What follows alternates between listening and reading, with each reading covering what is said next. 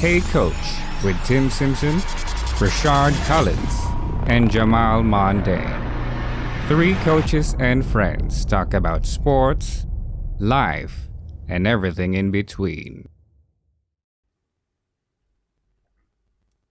What is up, everybody? Hey, you already know what time it is. It is time for the Hey Coach podcast. I am Coach T, otherwise known as, Tim Simpson. I am joined with my main man, Jamal J. Mondane. Yo, I'm Mr. Rashard Collins. He's still moving into his house, I think. I don't know. But yeah, it is what it is. I know you're hearing the background is 6 foot, 7 foot, 8 foot. Yo, we rocking, all right? We rocking. We trying to do our thing. You know what I'm saying? Jay, it's been a minute. Yo, how's everything going? Anything new going in your life? everything's good, man. Happy New Year to everybody. Glad to be back on. I've been giving you guys some teasers on Facebook Live about the show coming back. So back in 2023, everything's good, man. Just trying to move forward with the podcast this year. The goal is to expand it and grow it, and get more reach out there. So hope you guys stay tuned. Most definitely. Yeah, because we're definitely trying to grow this thing and keep doing what we're doing. Um, and we want to thank those who, especially the ones that have always been on there and watched us, and supported us. Thank you very much. But let's keep it going. Let's just keep it going. Let's see how far we can take this thing. Uh, Jay, let's just give it. Well, I guess I need to give some news on my own Yeah. front. See, I get so excited about the show, I just forget about everything else. I apologize. But anyways, I started school. I finally, started school with the Homeland Security and everything. Um, and it's, woo, it's cool. It's been cool. I am proud to say that in the first week of me going to school, I've done uh, 4 assignments and 3 quizzes, Yep. and boy, got 100 on all of it. Yeah, All that's right. right. Let's go. I'm Let's rocking with go. 4.0 right now. I'm rocking with 4.0 right now. I'm feeling pretty good. It's tough. And I think about it because I'm 44 years old. I'll be 45 at the end of this month. You know what I'm saying? I'm like MJ when he came back to the Bulls after playing with the White Sox. I'm rocking the four. I'll be rocking the 4.5. All right. Don't Yep. talk about my hip because if I put it on my hips will go out because they bad because I'm old. Anyways, but I think about it, man. It's like it's a tough mindset to get back into school and doing everything and doing all this stuff. But it makes it easier because it is all online, and I love it because I'm able to do it at my own pace. They give us our assignments and say, hey, this is your start date for the assignment. This is your end date for the assignment. Just get it done. And I like that. Yeah. So yeah, it's cool. And like I said, we're about to get started with basketball season for the Tri-State 66ers. So that's coming up in March. So we're starting to get some things geared up. I'll be in Oklahoma 21st of February because we got an exhibition game against one of the TBL teams down there. I'm Yep. excited about that because there's going to be some NBA scouts there. It's going to be a great, wonderful opportunity for my guys. So I'm excited. Now we got that out of the way. Got a lot going on, man. It's gonna be a good year. I do. Yeah, that's all I'm talking about. That's all I'm working. I'm home for, baby. You know what I'm saying? We ain't even gonna talk about 2022. That year just that. Anyways, let's move on to 2023, baby, and let's get to talking about this NFL. Fam, since the playoffs started, I'm telling you, this playoff has not been. It's been the playoffs so far have been much better than the regular season to me has been. Do you kind of get that feel right now with some of the games that have taken place? Because we had what was it yesterday? We had the 49ers and Seahawks, and then we had Yep.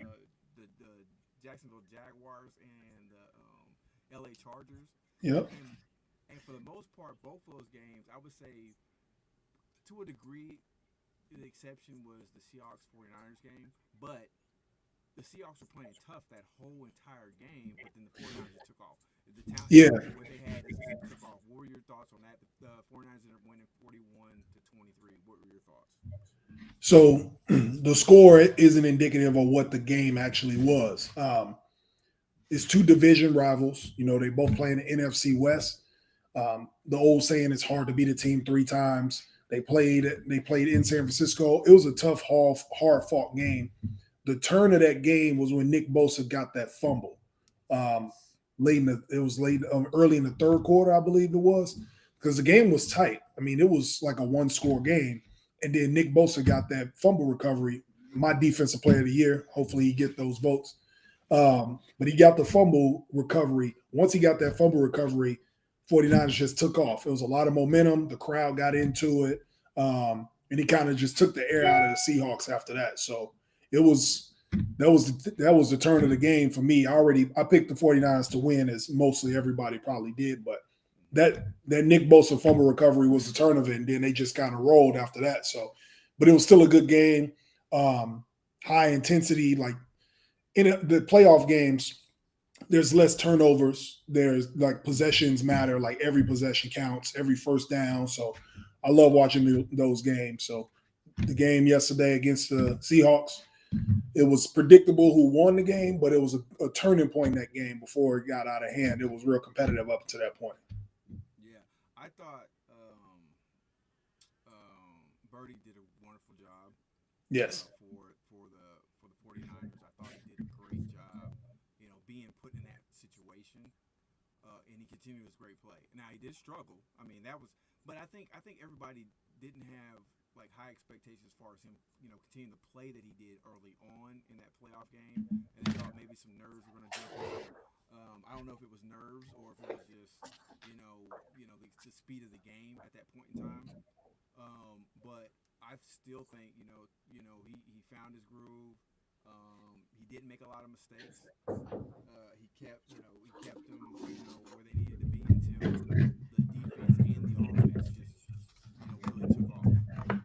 It was a great game to watch. Even though Seattle lost that game, there's a lot that I see in Seattle that they should be very positive about. They got some young players, that they got coming through. Especially they had some that was on the practice squad that they were talking about. Geno Smith had just continued to impress me, and I'm so very happy for him Yes. to be put in this position now, because now Seattle needs to make a decision. They're going to try to move forward with him, at least get maybe another 1 or 2 years out of him, before they can move on to a new quarterback. Are they going to draft a new quarterback, whatever. But what he did this season was just phenomenal. Yeah. And No, I'm very happy for him. he earned a starting job, Geno Smith for sure. Pete Carroll will be a coach of the year candidate. I don't think he's going to win personally, but everybody at the beginning of the year when Russell Wilson left and they lost Bobby Wagner, like we thought Seattle was tanking this year.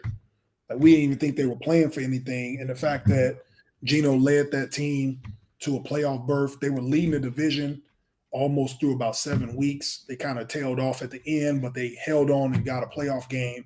Um, so I'm sure the players were happy. You get them playoff bonuses. Everybody happy about that in the building. But But no, but they I'm sorry, go I didn't ahead. mean to cut you off. Go ahead. But I was going to say, Yeah. it also, what that also tells me though about that Seattle team? Pete Hmm. Carroll's actually a great coach. He coached them up. This is probably his best coaching job. That's what I'm saying, because Mhm. I mean, you had Russell Wilson there, and you could, and a lot of people say, Russell was a talent, this and that. But now you're talking about Russell side leave, he goes to the Broncos. He goes to the Broncos, and and that happens. But then you bring in Geno Smith, who everybody forgot about. Right.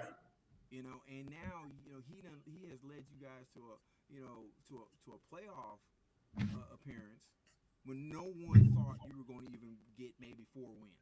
Exactly. It's kind of like the Brady and Belichick situation. When they separated, everybody was wondering who I guess was the cause of all the success. And then Brady leaves and go to another team and gets the Super Bowl. The Patriots don't make the playoffs no more. They still searching for their franchise quarterback. On the flip side, in Seattle, Russell Wilson leaves. Now we want to ask the same question. All right, who was Right. who contributed to the success. Is it Pete Carroll, the coach, or is it Russ? And you see how Russ struggled this year, and Pete Carroll kept it moving and make a playoff. So you kind of look like maybe Pete Carroll knew what he was talking about. Maybe he kind of protected Russ a little bit and kind of kept him in his system so they can make the playoffs. But time will tell with Russ next year. But this year, I guess round one goes to Pete Carroll and the Seahawks. Yeah. Now, side question. Mm-hmm. Now we watched the train wreck that happened in Denver. Yeah. With what they have, especially what they have coming back. If we just look at Russell Wilson, was this just a bad year for him?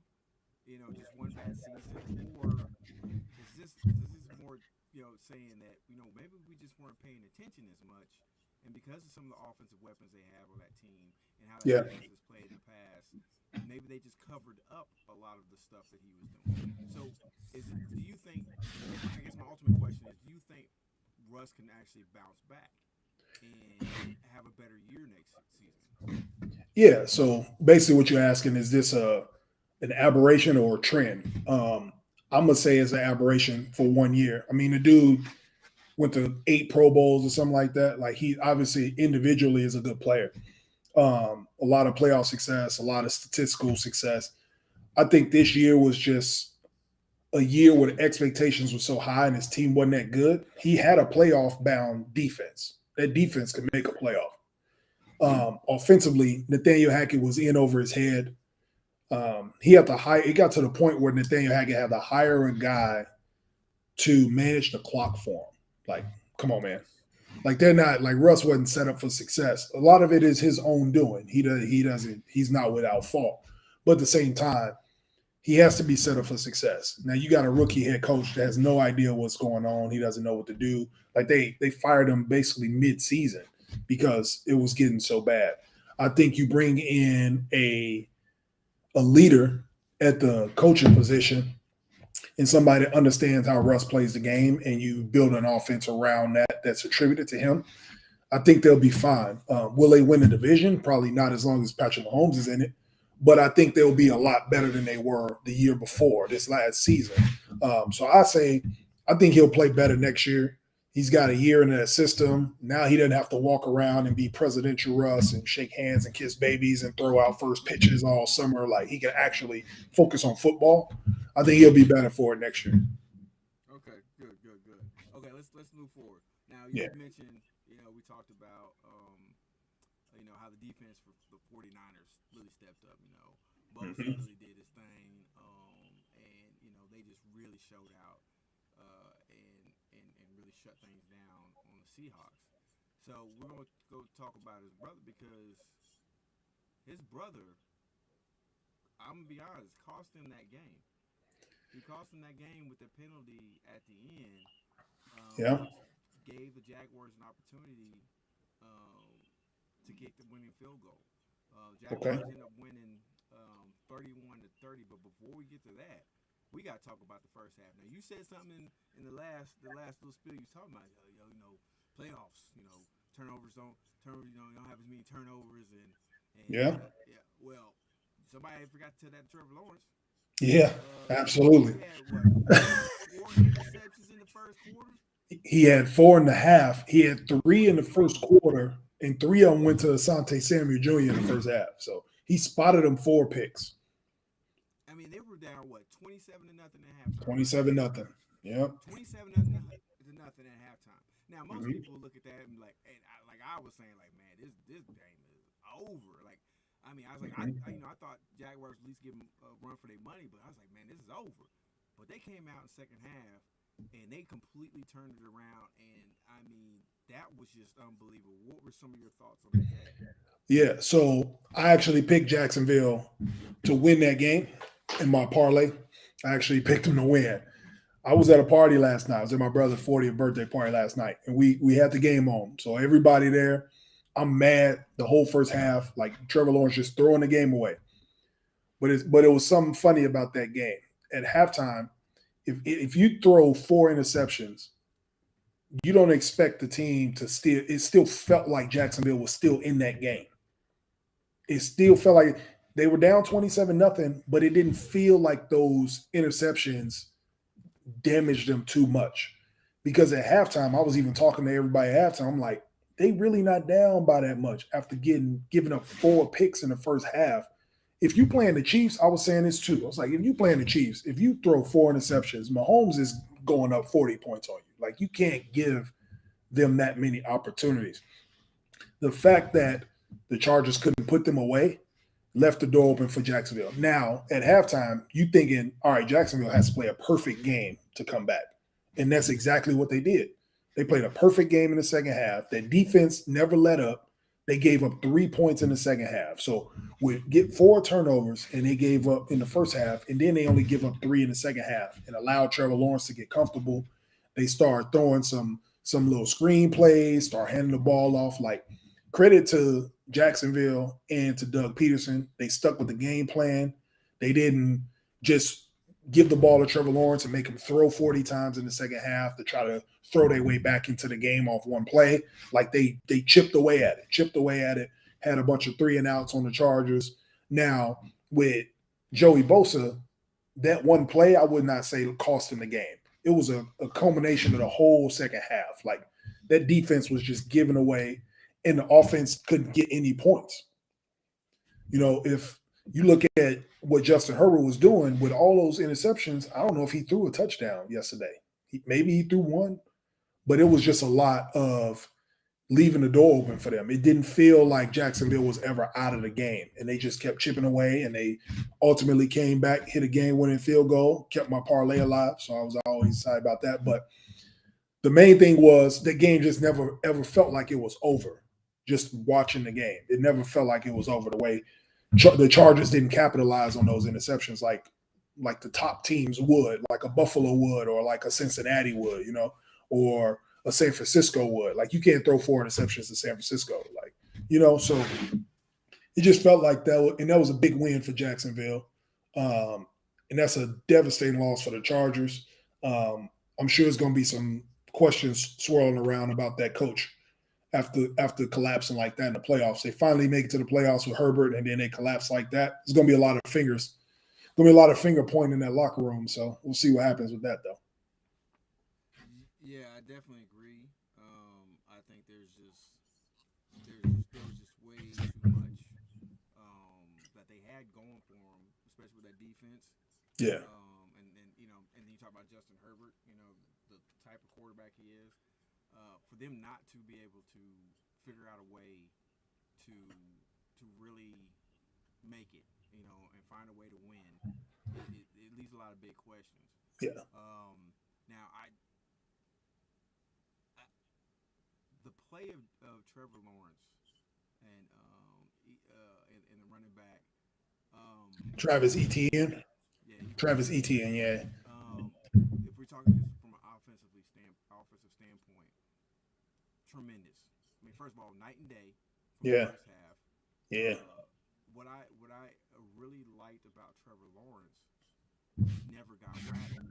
Yeah, he was very upset with himself, and there was one of the interceptions that was thrown should have been a pass interference. Yeah, I know the play you're talking about. Yeah. Yeah, and that definitely was. I mean, that was definitely pass interference. I don't know what the refs were looking at, why they didn't call it, but that wasn't on him. So I mean, I could take away from one of those interceptions, but the other ones were great defensive plays. So I mean, I can't be upset about that. I mean, as a quarterback, you know, you do the best you can, you try to throw the best ball. You know, if the defense makes a great defensive play, they make a great defensive play.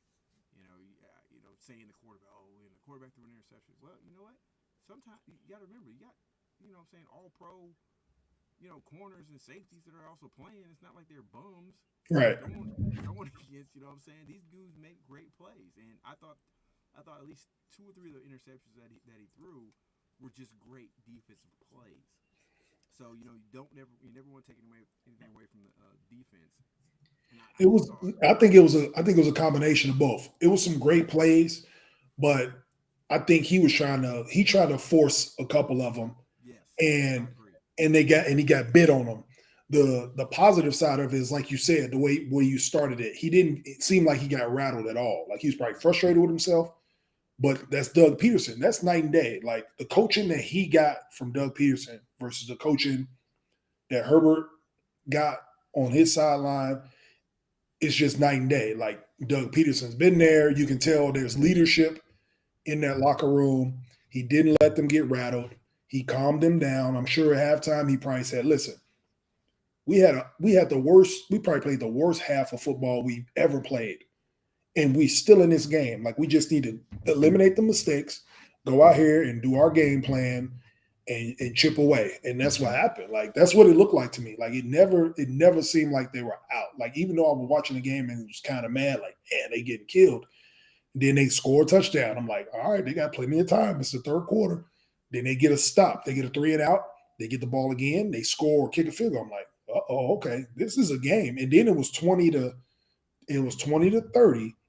Like they settled, they had the Chargers settle for field goals, 20 to 30 in the fourth quarter. I'm like, it was like 12 minutes left in the fourth quarter. It was 20 to 30. I'm like, this is a ball game.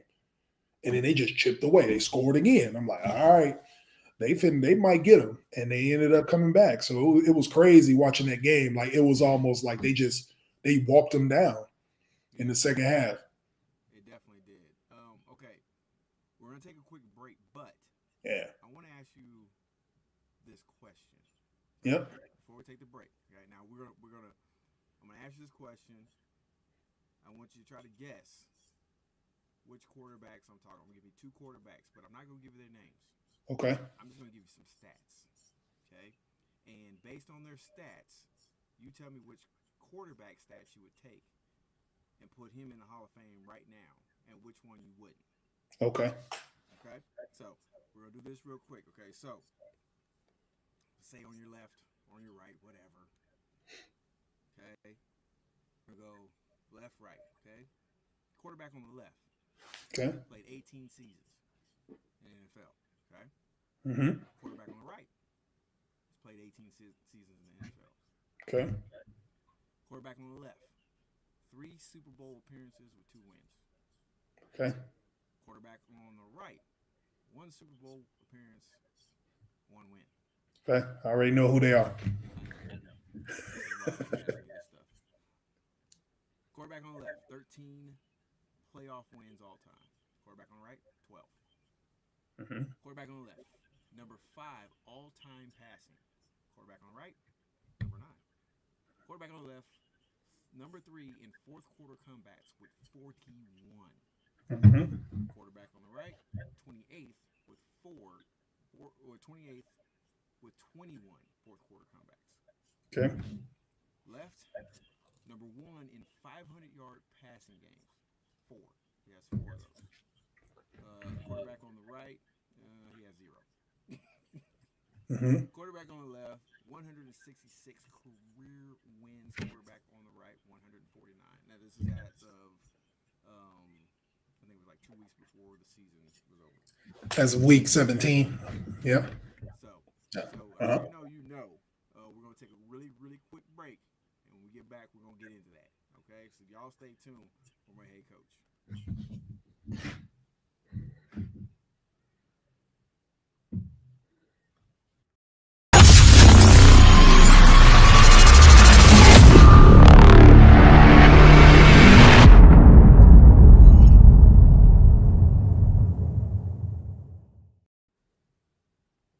Welcome back to Head Coach.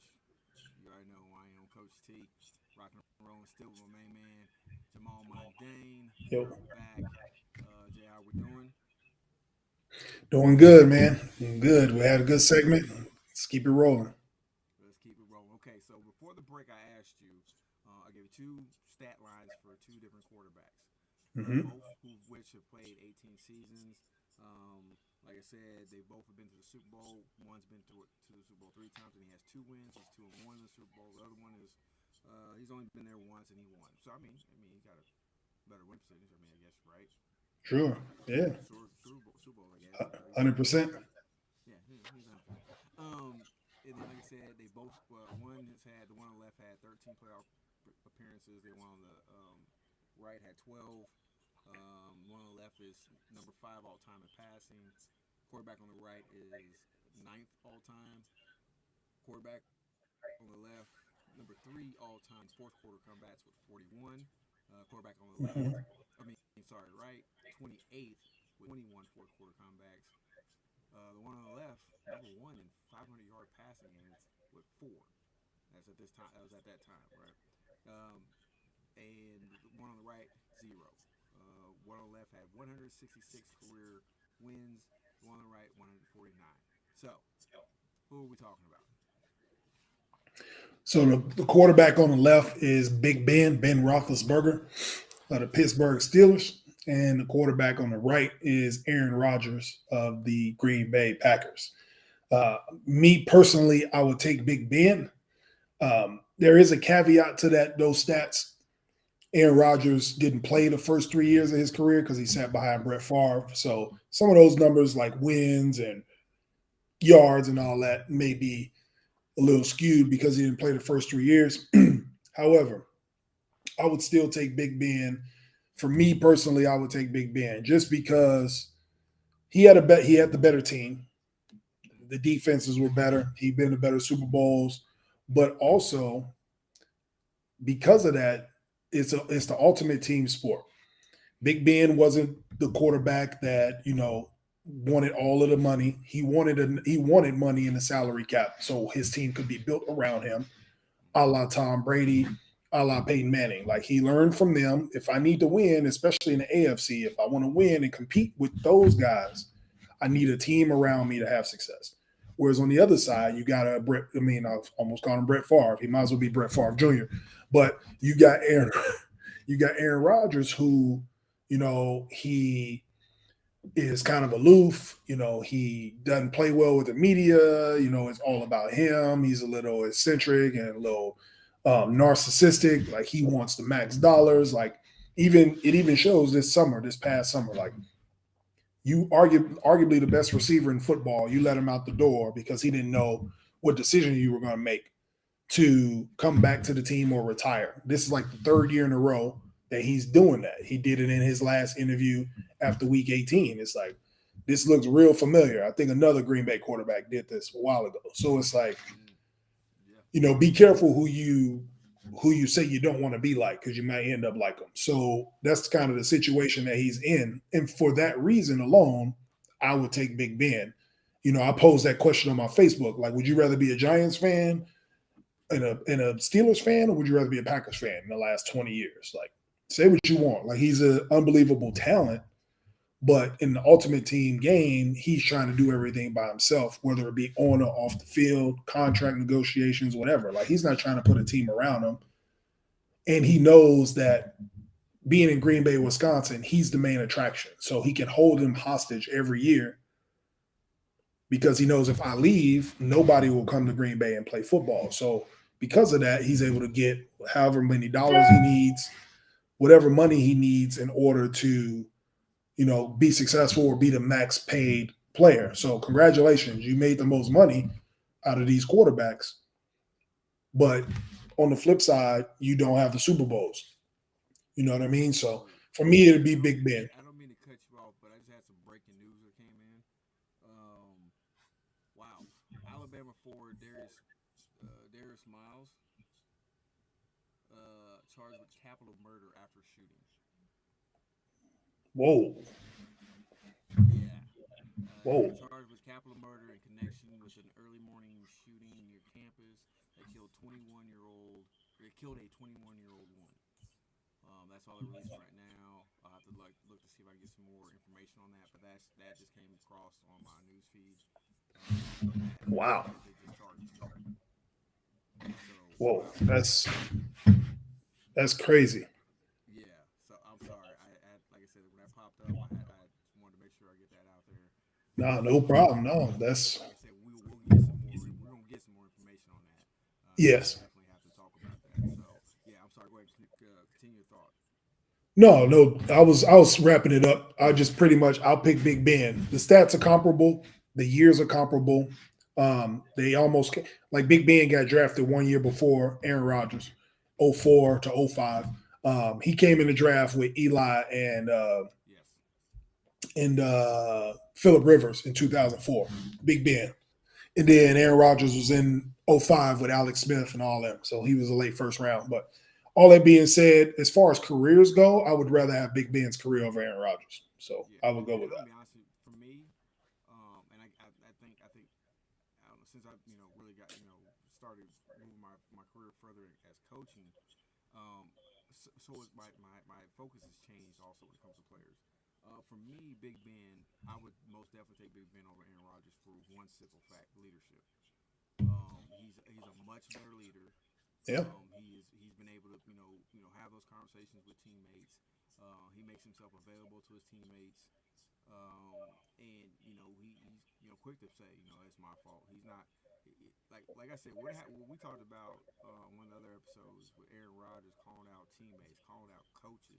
earlier in the season, yes. Yeah, even though you could see some of that sometimes with Pittsburgh when Ben was there, he never went to the media to do that. Those were always private conversations if there were issues like that. I'm not going to sit there and say that there weren't issues. I didn't really see any type of issues like that with the organization. Yeah, Um, so I mean, it's kind of hard to say. I mean, I don't think there were, but if they were, then they did a great job because you didn't hear about it, and that's what I think it should be. I just think Ben, not only for his, because I mean, big dude, he was a big dude, yeah, and had a big arm. He could take some punishment. Sometimes I thought he took way too much punishment because he put hmm himself in positions. But I mean, like you said, team first guy. He was out there doing it. He was at every training camp. That goes into leadership. yeah, Unlike Aaron Rodgers, who just doesn't show up. Shows up when for he has sure. to. And then complains about he doesn't have the continuity with his receivers. So it's kind of hard to build that week one of the season. Yeah. And they both had their flaws. I mean, Big Yep. Ben, he had his off the field stuff. I honestly think he probably retired maybe a year or two too late, but he wanted to keep playing. But it's one thing underrated about his career. He never had a losing record in 18 years of playing football. Yeah. He never had a losing record. But then a feather in the cap for Aaron Rodgers. I mean, he got 2, 3 league MVPs. Like, so he's a great player. Like, it's tit for tat. But for me, for a football player's career, they're both going to be first ballot Hall of Famers. Mm-hmm. I would personally take the career of a Ben Roethlisberger over the career of a Aaron Rodgers. That's just me personally. In the ultimate team sport like football, and I think other quarterbacks would agree too. I mean, yeah, you got the MVPs and all that, but you didn't win. You didn't win enough. And I think Big Ben, Yeah. at the end of the day, whatever you say about Big Ben, he won. Mm-hmm. He won when he was young. He won when he got a little bit older. Like, he played in the middle of Peyton Manning and Brady's prime in the AFC and won 2 Super Bowls in their prime. So there's a lot to say about that. It ain't like the team carried him either. Like, he held his own in those Super Bowls. Now, the one Super Bowl that Aaron Rodgers won was against Ben, so Well, that's yeah, a it's head to head he got him. But overall, I would take Big Ben's career. okay. All right, let's jump off that. Let's get back to some playoff games. Yes, sir. I just want to throw that out because I just thought it was interesting when I saw those two comparisons, Hmm. and just wanted to ask that question to see what your thoughts on that. I knew you were going to get it right off the bat, so I wasn't worried about that. But I never had Yeah. those conversations. All right, so let's jump back into the playoffs. Let's talk about the Buffalo Bills and the Miami Dolphins game. Hmm. That game, that was another game where I was just like, I'm picking the Bills, but at the same time, Miami could be pretty dangerous. But I didn't think so. I didn't think they were going to be, because they're on their third string quarterback right now. They were on their third Yeah. string quarterback. Skylar Thompson, the K State kid. Yeah. K State, yeah. Hmm. So I didn't think they were going to be because I didn't think they were going to give them this kind of game. The Buffalo Bills ended up pulling that game out 34-31. Yeah. I think at one point they were up 17-0 at one point. They were up 17-0 at one point. Yeah. In the first All half, right, so I believe. what were your thoughts? What were your your thoughts? Let's start with the Buffalo Bills and how they came out, and then we'll jump over to the Dolphins. What are your thoughts on the Bills? I think Buffalo came out great. I think they what I saw today was what I've been seeing all season from them. Like when they play clean football, they're the best team in the NFL. But I think they hurt themselves, and when I say themselves, I mean Josh Allen. Like I don't know if he tries to do too much or if he goes off script a lot. Like he's got a lot of belief in his ability, whether it's running the ball or his arm strength or whatever. But he gets into trouble a lot. And unlike the Chargers, the Dolphins capitalized on his mistakes. Like he threw for 300 plus yards, but he also threw three interceptions, I think. And Yeah. the Dolphins capitalized on that. Now, we'll get into Miami on the Miami side, so I'll make my comment about them that coincides with Josh Allen's mistakes. But that's what I saw. It looked like the same way they've been playing all year long. When they play clean football, they're hard to beat. They have a good defense. They got weapons everywhere. It's hard to stop Josh Allen on third down. But when he tries to do too much or he tries to go off script and makes mistakes, it backfires on him a lot. So if they can limit the turnovers and the mistakes, they'll be hard to beat in the playoffs. So we'll see what happens with them. But they ended up, I mean, they closed it out against a team that fought them hard, another divisional opponent in the playoffs. I think it's 3 games in the playoffs that's division opponents playing each other. And this was the second one. And they ended up winning. In the NFL, in the playoffs, it's a one and done tournament. You got to survive in advance. So they get to move on to the next round and they get a home playoff game again in the divisional round. So props to them. Yeah, I agree with you on that. So what were your thoughts and feelings on the Miami Dolphins?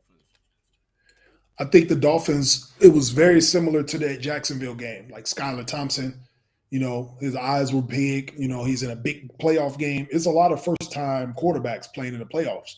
We'll get into Daniel Jones, but you had Brock Purdy, you had, Geno, his first time starting in a playoff game, Skylar Thompson uh, for the Dolphins. You got Daniel Jones. It was a lot of new guys starting in their first games, and I think or Justin Herbert Yeah, and Trevor Lawrence, like first time quarterback. So this is an exciting playoffs to see how those guys respond. I think Skylar Thompson played a good game um, for what you can ask from a third string quarterback. Like you don't expect much from him. The fact that they put up 31 points, with a third string says a lot about him. On the flip side, if Tua is healthy and he actually plays football next year, this is almost a positive for Tua because everybody that watched that game is probably thinking in the back of their mind, man, if Tua was healthy, they'd have beat them. You know what I mean? If Tua was healthy and he was second in passing rating, he was number one in passing rating all season up to like week 10. yeah, They don't lose games when Tua plays. They probably lost one game this year when Tua started and finished the game, I think. Like they play a lot more confident with Tua. They can obviously open up the playbook more with Tua. You know, Skylar Thompson, his playbook was probably dumbed down a little bit because he's not the starter. So from what I saw from that game is if Josh Allen makes those mistakes and Tua's playing and he's healthy, the Dolphins could have won that game. So that's what I took from it watching on the Dolphins side. Skylar Thompson played a good game. He did what you can ask from a third stringer and more. And the defense kind of helped them out in the second half so they can make the comeback. But you need that starter. You need a guy, your number one, to get you over the top. And so that's what I saw from them. They played hard. I didn't even expect that game to be close because of Skylar Thompson. He proved me wrong. So he'll be a good backup next year.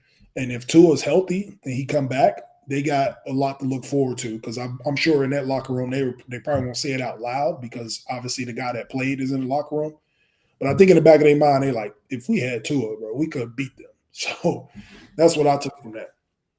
You know what it also tells me though? This Miami team is really good because to still Yes, be in, they are a good team, top to bottom. yeah, to still be in, with a backup, and they still almost won that game. Yeah, I wouldn't even say Buffalo won that game. I say they escaped. I would agree with that. I would 100% agree with They that. escaped that game. They did not win that game. Yeah, that's a better way to put that. Yeah, It really, out of all the games, that that really that were played so far, and really the close games were really just that of the Buffalo and Miami game, and then the Chargers and the Jaguars. yeah, Chargers gave that game away. yeah. They just They gave that lost game that game. away. San Francisco pretty much they started off a little. I mean, they didn't start off slow, but they really turned it on as the game Yeah, went on. it was a big turning point in that game. Yeah, Yeah, and like you said, I agree with you 100%. Buffalo escaped. they escaped that game at home. Yeah, And I'll be out, and like you said, if they had Tua, I think they might have won that game. I'm Um, saying there's going to be some questions about that. You might hear it on all these national shows during the week. Like if Tua played in that game, it might have been a different outcome.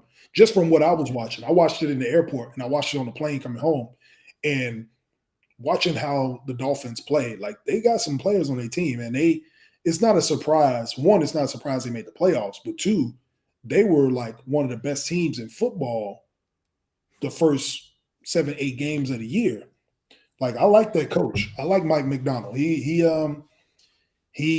brought something to that team that they didn't have. Obviously, with the addition of Tyreek, and they got some defensive players over there, Bradley Chubb. Like if they could keep those guys together, and Tua is going to be the X factor if he's healthy and upright, and can actually play football next year. That's going to be the question. That's going to be the biggest question all summer. Is Tua going to be able to play football?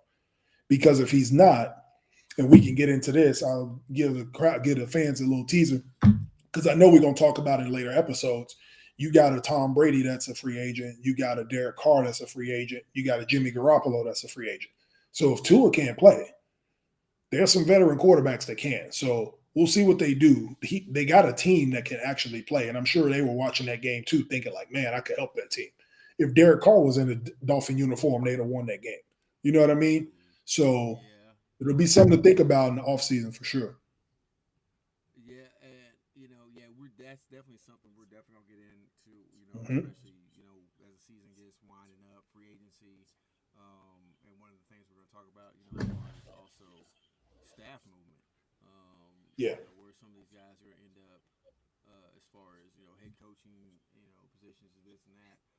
But yeah, like I said, I agree. They Miami. I tell you, there's two teams that so far that have lost that I say right now, the fan base and organization should still be thrilled about their organization and their teams and what they have, and that's Seattle and Miami right now. I think they should be excited about what they have. If they Yeah. can keep Tua healthy, they beef up that offensive line. He also needs to stop putting himself in situations where he's taking those types of hits. If he can do that and stay healthy, Miami has a really good chance to make some very very serious noise. If not next season, in the next few years. So I'm really excited about that those two organizations. Okay, let's jump to a game that just ended shortly ago, and that's Yeah. New York Giants and the Minnesota Vikings. New York comes in and just I don't want to say I don't want to say it was an upset or one of those things it was a major surprise because they've been playing some pretty good football as of late. But they came in and they took out the Minnesota Vikings 31-24. Minnesota, well, for the most part, New York was really kind of controlling that game. Yeah. Minnesota had a great drive. Their first drive, they scored a touchdown, and then they punted two straight times, and New York came down and just scored. And they were pretty much in control most of the game. Minnesota fought back, made a game of it, but New York you just weren't stopping them. So, what are your thoughts on that? What are your thoughts on those games? On that game? I called the Giants winning that game.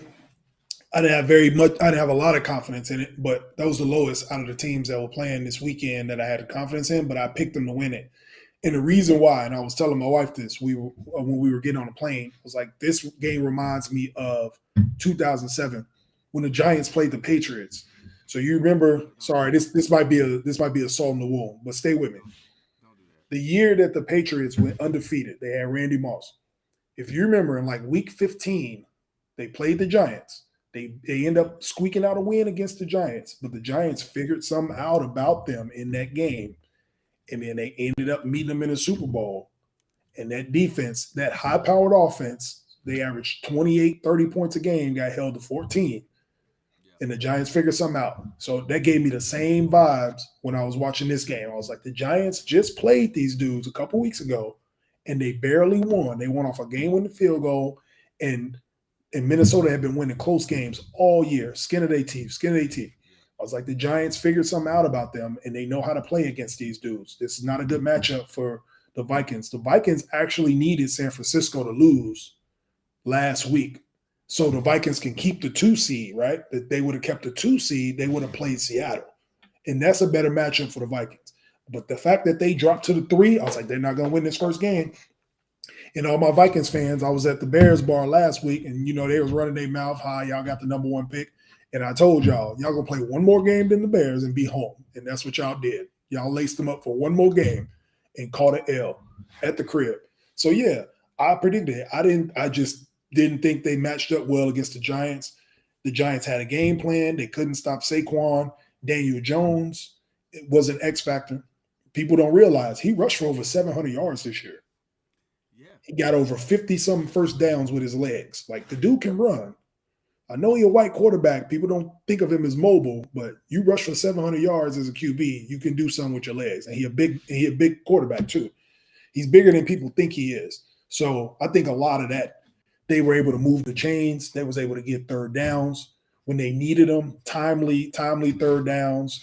Saquon, a lot of leadership from Saquon, even though this was his first playoff game too. It seemed like Saquon been in the league for 10 years.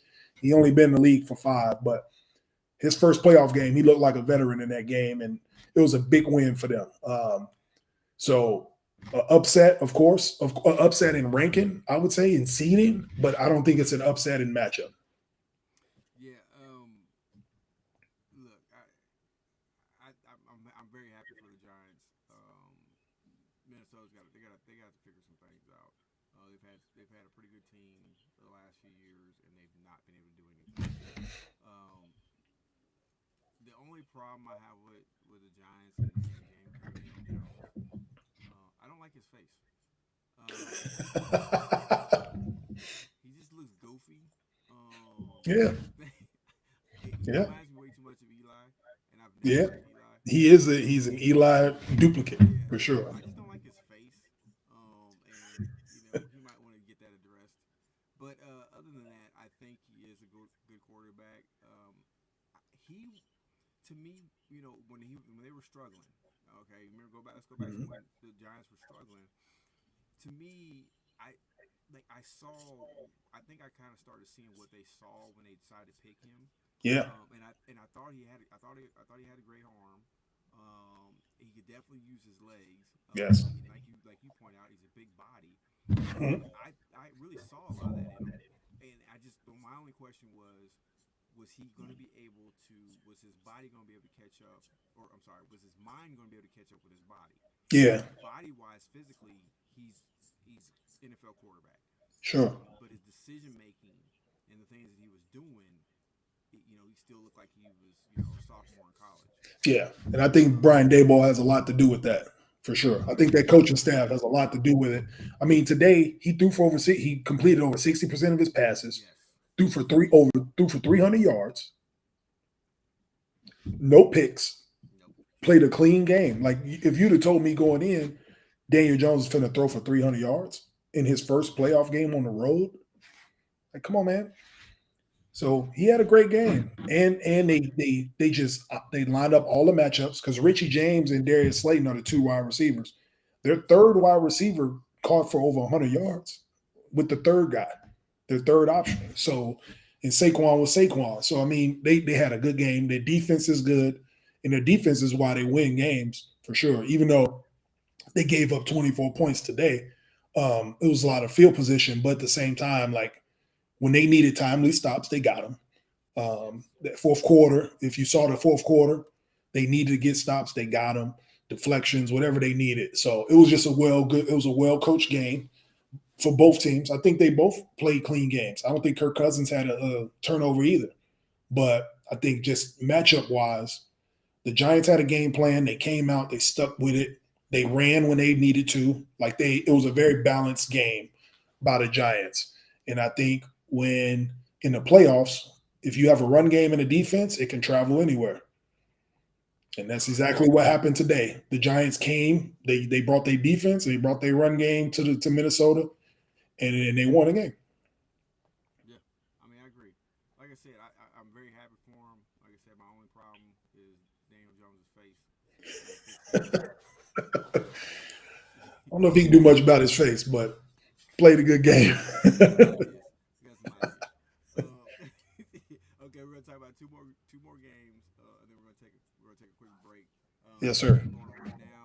That's the Cincinnati Bengals going against the Baltimore Ravens. Now these two teams know each other very well. They do very Another well against each divisional other. opponent. Yep. Yeah. Right now, it's in the second quarter. I believe Cincinnati's up. Is it 9-0. Yeah, Yeah. 9-0. Now I didn't see, but Jackson's still not playing, right? No, Lamar's not playing. They actually going to use both quarterbacks. Baltimore. They're going to use both quarterbacks. Tyler Huntley got the start, but I think they're going to let the backup go too. Okay. Yeah. Well, right now, seeing that game, it being 9-0. Of course, you never want to count Baltimore out, even with a backup. Right. You still don't want to count them out because they still got a lot of weapons. Hmm. Defense is still really good, and their defense can change, especially their defense can change a game really quick. Um, but at the same time, I don't want to. Joe Burrow, he's starting to become like a Tom Brady for me, where you don't want to go against him because of the fact that he has a extremely talented arm. Yes. He can move around the pocket. He can run if he needs to, but he has an Yes. extremely talented arm, and he's got Chase out there, that just does so much damage. And then they've got some other receivers in Mixon. You can't forget about him. So Hmm. like I said, when I say I'm not trying to say Joe Burrow is Tom Brady or like Tom Brady. I'm just talking about as far as the competitiveness, and Right. going out there being able to make his teammates better and helping his team get in a position. It's And hard to bet against somebody like that. and how he plays under pressure. Like he never seems rattled. Like that's why they call him Joe Cool. He plays with a lot of swag. His team believes in him. He's a leader in the locker room. Like he pushes all the right buttons. I like Joe Burrow a lot. And if you get caught up playing their style of football, they're gonna beat you every time. So, and that's what they try to do. They got a good defense. Their defense is underrated. The only thing they needed to shore up was that offensive line and keep Joe Burrow upright. And it seemed like they got better at that. And I know they're hungry in this playoff because they lost the Super Bowl. Everybody thought the Super Bowl hangover was going to be on the team that lost, and it was the opposite. So it'll be interesting to see what the Bengals can do. I got them winning this game. I actually got them winning this game going away. I don't think it's going to be really close unless they let off the gas in the second half. But I don't see Baltimore giving them any problems at all. They just literally played them last week and beat them.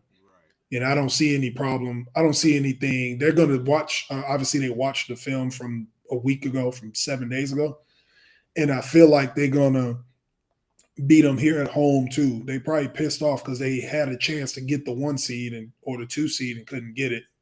Um, so I'm be interested to see how they're gonna finish this game out, and then if they win, they go to Buffalo and get that game that they couldn't finish.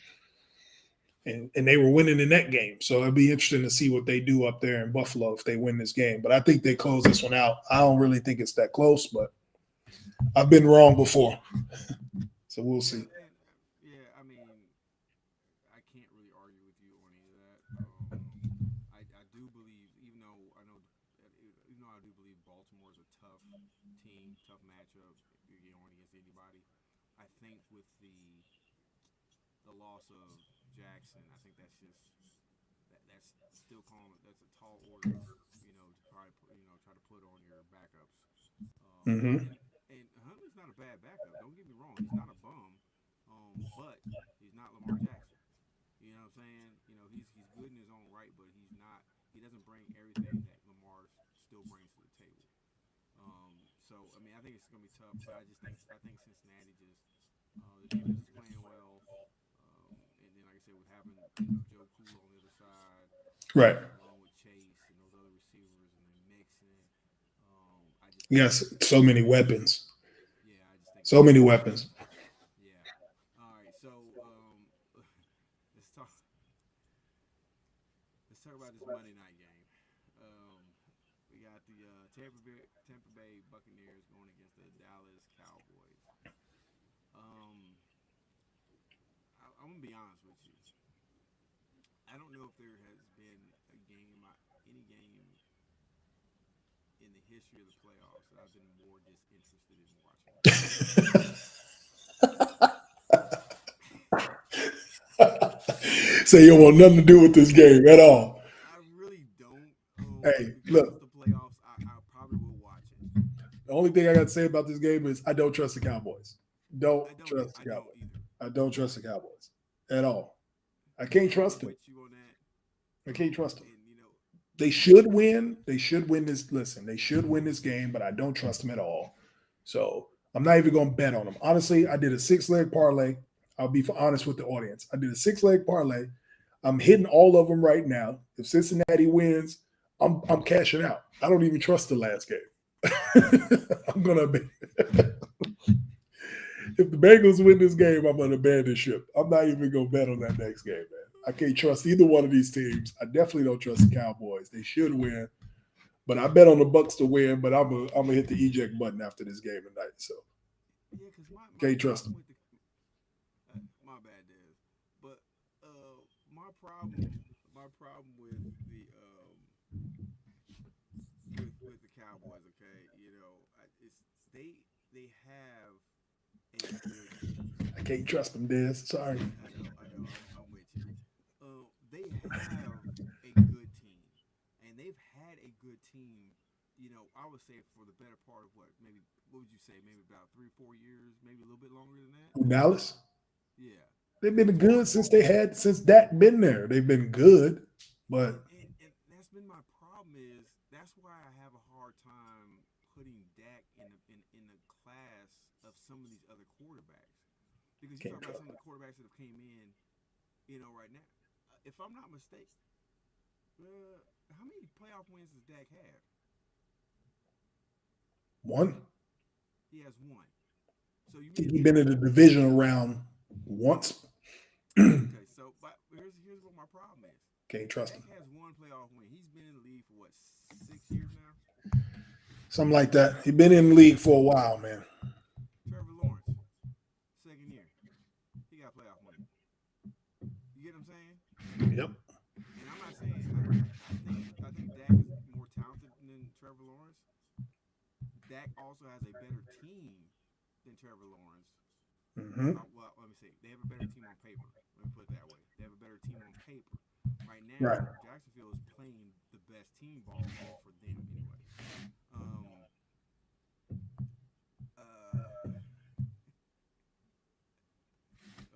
We got another Yep. question. He's 1-3.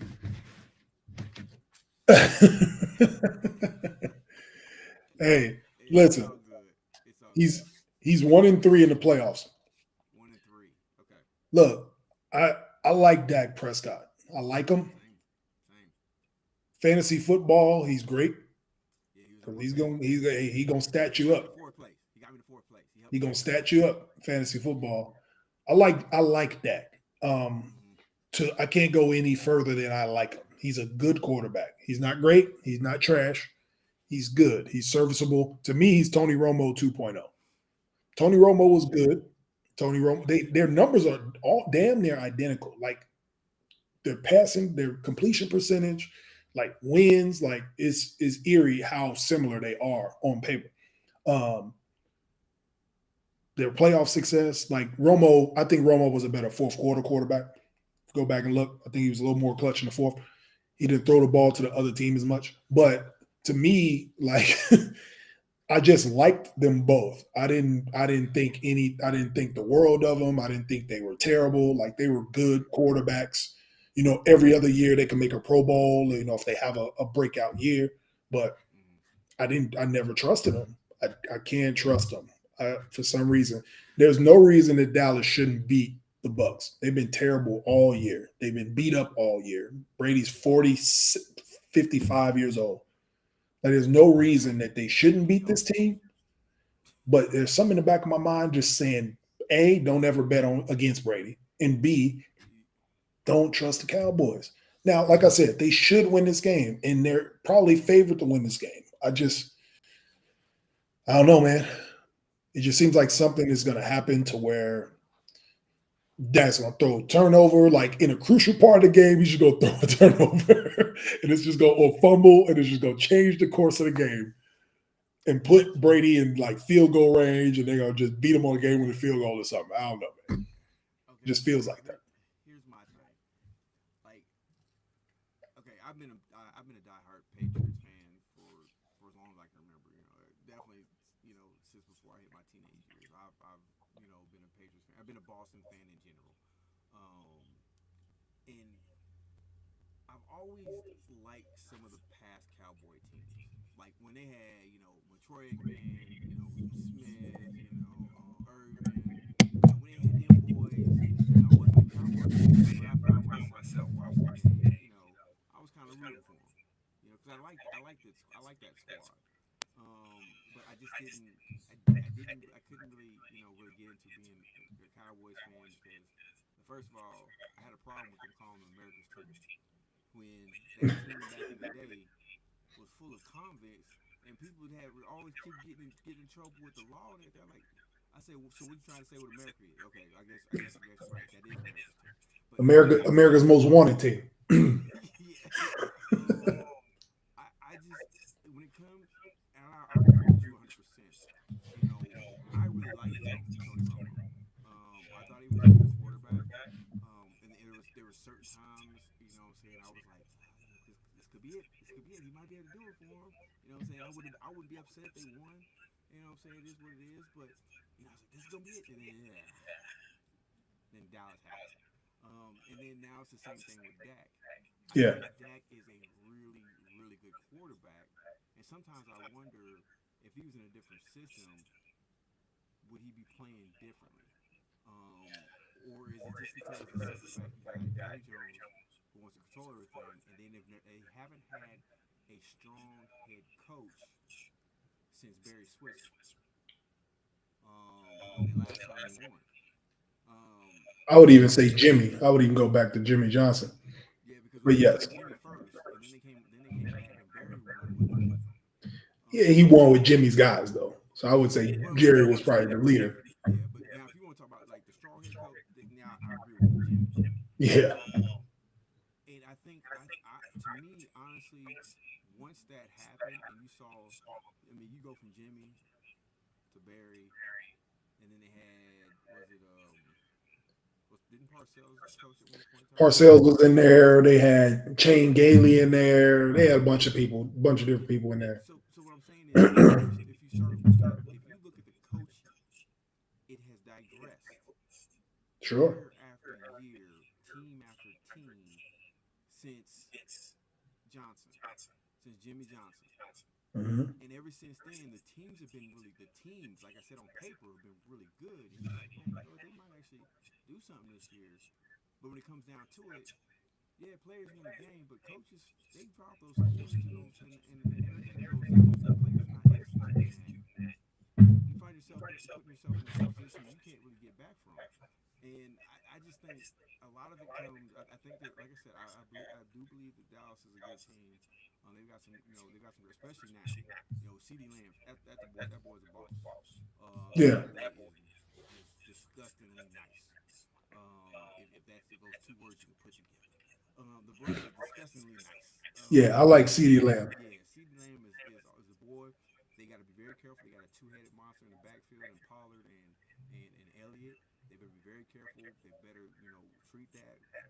well because if Pollard decides to leave, they're gonna be in trouble again because Zeke can't do it. Right. He's not that back that can do it. They need Pollard. I think Pollard, and with Lamb, and some of the other guys they have, I think they are a really good team. But they got to be careful because they might be losing some. And we ain't even talked about the defense. Right. The defense. I mean, good God Almighty. I mean that is a top notch defense.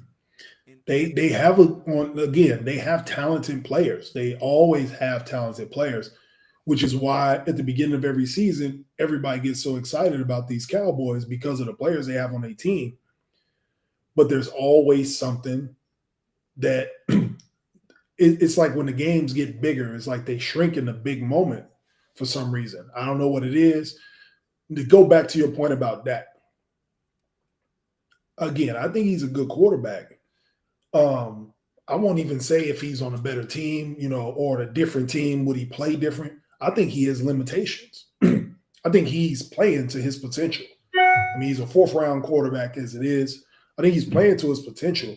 I think when he tries to, they had a stat a couple years ago, it might even been as recent as last year, that when they rushed the ball with Zeke over 20 times, they were like undefeated or lost like one game. But when Dak Prescott throws the ball over 30 times, they lose damn near every game they play. So it's like he has limitations.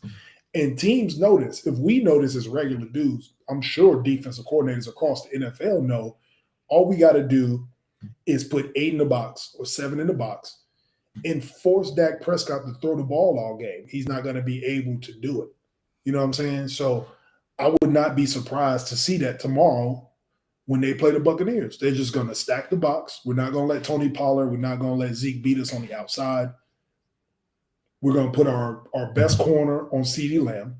We're going to jam up any tight ends that come across the middle. And we're going to make Dak Prescott throw the ball 40 times. And that would be the way to beat him. Jacksonville did it to him, and they beat him. And that was a game where he played awful. He threw the ball at Jacksonville 3 or 4 times, and they caught it twice. So it's like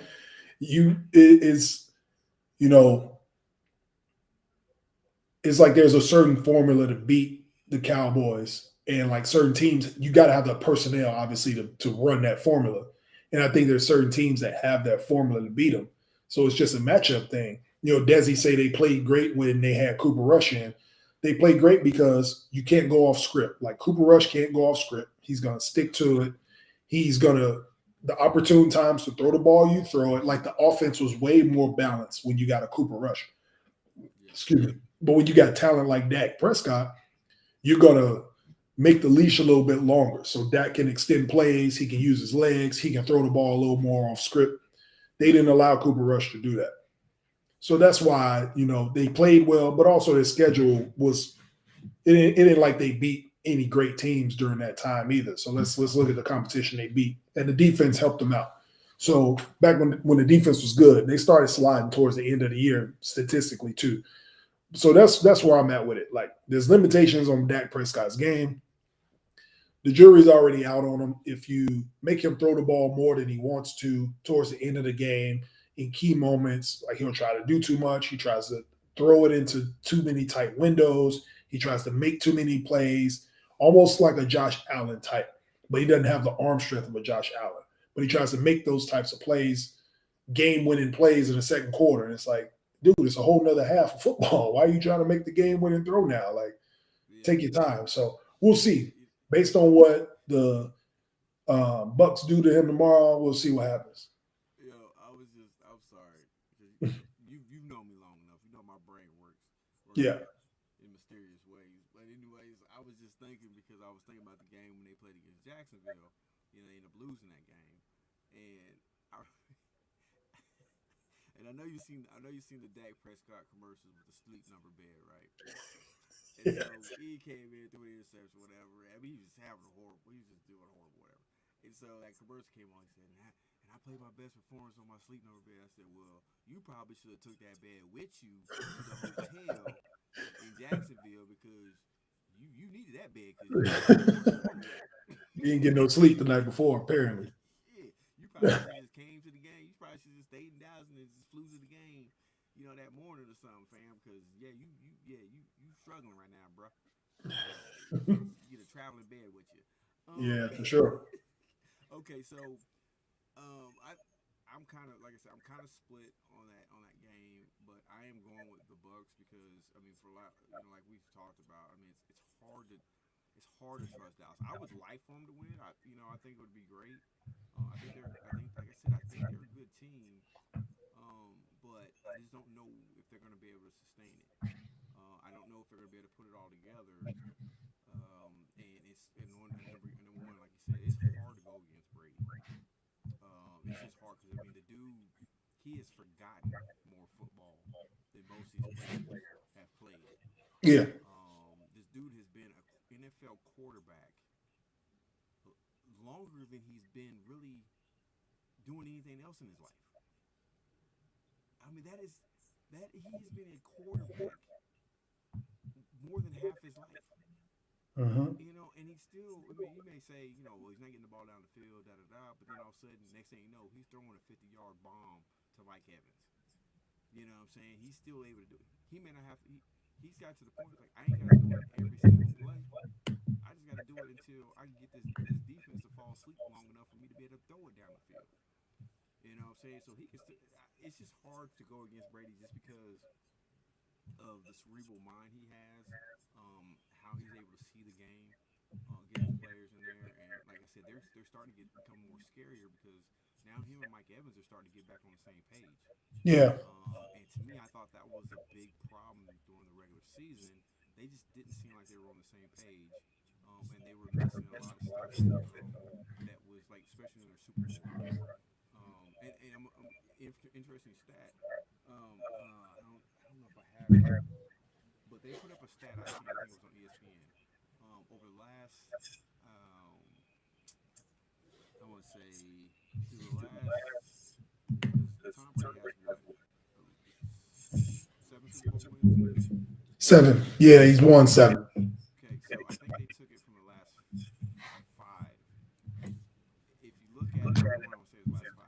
Like he won one, following year lost. The following year came back and won the Super Bowl. Following Uh-huh. year lost. Next time comes back and wins the Super Bowl, loses again. Well, they won the Super Bowl. The following the last year, they didn't, or the last time they won the Super Bowl, they didn't get back to it. Now they're saying, hey, if it holds true, if his pattern holds true, then the Bucks could end up getting to the Super Bowl and winning again. You So saying this the year? This the year according to the pattern? This the year for them to go? it's one of those things like you never think about.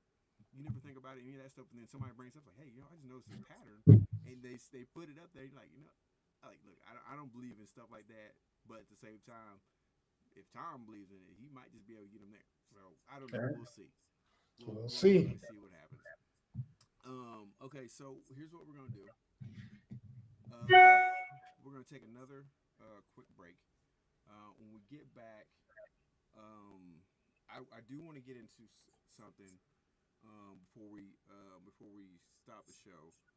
I want to get into something that I need to get your thoughts on. Actually, hold on. Before we take the break, I want to hit 2 things real quick, real quick.